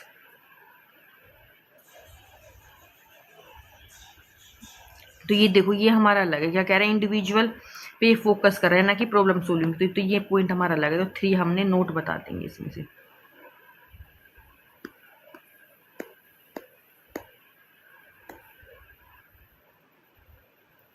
देखो क्या कह रहे हैं, focus on regional और systematic. तो जो 2 branch में divide करते हैं ना, ये मैंने आपको ट्रिक से ही बताई। वी से कौन होता है हमारा, ये बात करते हैं हमारे वेरिनियस। और ये ज्योग्राफिया जनरलिसिस, देखो जी से मैंने इसे ट्रिक से याद करवा रखा है आपको, ये हमारा ऑप्शन हो जाएगा कि जब भी ऐसे पूछे ना कि रीजनल और सिस्टमैटिक दो ज्योग्राफी को डिवाइड कर दिया है, वो ज्योग्राफिया जनरलिसिस में और वेरिनियस में। ये देखो, decision process in special context 1964, ये किसके द्वारा थी? सीधे आपको पता नहीं, जूलियन बोलपार्ट 1964 में लिखी थी उन्होंने ये।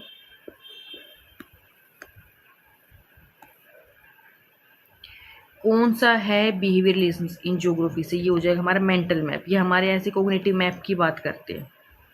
ये लिखा था पीटर गोल्ड और वाइट। गोल्ड और वाइट याद रखो कि गोल्ड और वाइट ने क्या लिखा है? Mental map. अभी हमारा नेक्स्ट पैरा आता है, इसमें बात करें, देखो इंडिया क्या है, कैसी लैंड है, इसमें नॉर्थन हाईएस्ट फोल्डेड माउंटेन है, ये सारी चीज़ें बता रखी है कि प्री कैम्ब्रियन रॉक से इसका रिलेशन बता रखा है। फिर अंडमान निकोबार है, टेक्टोनिक रेंज, ये रिजल्ट किसके? प्लेट टेक्टोनिक के। अब फिर हमसे क्वेश्चन पूछ लिए, देखो वहां पे नहीं बताया था कि कौन सा रिलेक्ट माउंटेन है, लेकिन हमने अब अपने खुद की नॉलेज से चीजें बतानी। तो कौन सी है? ईस्टर्न घाट। रिलेक्ट और रेजिडुअल माउंटेन क्या होता है? पुराना माउंटेन होता है जो बहुत घस चुका है अब। सेम ऐसे ही अब यहाँ पे पूछा गया है कि ग्लेशियर कहाँ पे नहीं है, तो ये सब ऊपर है हिमालय में, नाथुला, जोजिला, रोहतांग पास। जो भोर घाट है वो आपको नीचे साउथ इंडिया में मिलेंगे, तो आप इसको बहुत इजीली कर सकते हो। अब यहाँ पे पूछ रहा है कौन सा जो है टेक्टोनिक आइसलैंड नहीं है, तो कौन सा हो जाएगा? मिनिकोय। क्योंकि देखो हम हमारे पैराग्राफ में बात करिए अंडमान निकोबार की, तो वो सारे टेक्टोनिक से बने हैं। तो little Andaman, great Nicobar, car Nicobar, सब अंडमान निकोबार के। मिनिकोय जो है वो किसका पार्ट है? हमारा लक्षद्वीप का। और ये हमारे किससे बने हुए? कोरल से बने हुए। तो ये क्या है, हमें जनरल बहुत नॉलेज होनी चाहिए कि लक्षद्वीप का पार्ट, और लक्षद्वीप किससे बना है? कोरल से। इसका टेक्टोनिक से कोई लेना देना नहीं है। फिर पूछ रहे हैं हिमालयास किससे ओरोजेनेसिस से वो करेंगे बिलोंग, तो हो जाएंगे एल्पाइन से। फिर पूछ रहे हैं यहाँ पे which of one of the following has a part of Gondwana land, तो ये हो जाएगा गोंडवाना लैंड का पार्ट था हमारा मेघालय प्लेट्यू। तो ऐसे ही हमने और सारे टॉपिक और सब्जेक्ट के पेपर वाइज बहुत सारा रिवीजन कर रखा, आप एक बार जाके चेकआउट कर सकते हो पूरी प्लेलिस्ट। और अगर आपको कोई और सजेशन आता तो मेरे को कमेंट में बता सकते हो। मिलते हैं अपने नेक्स्ट वीडियो में। Okay, bye bye.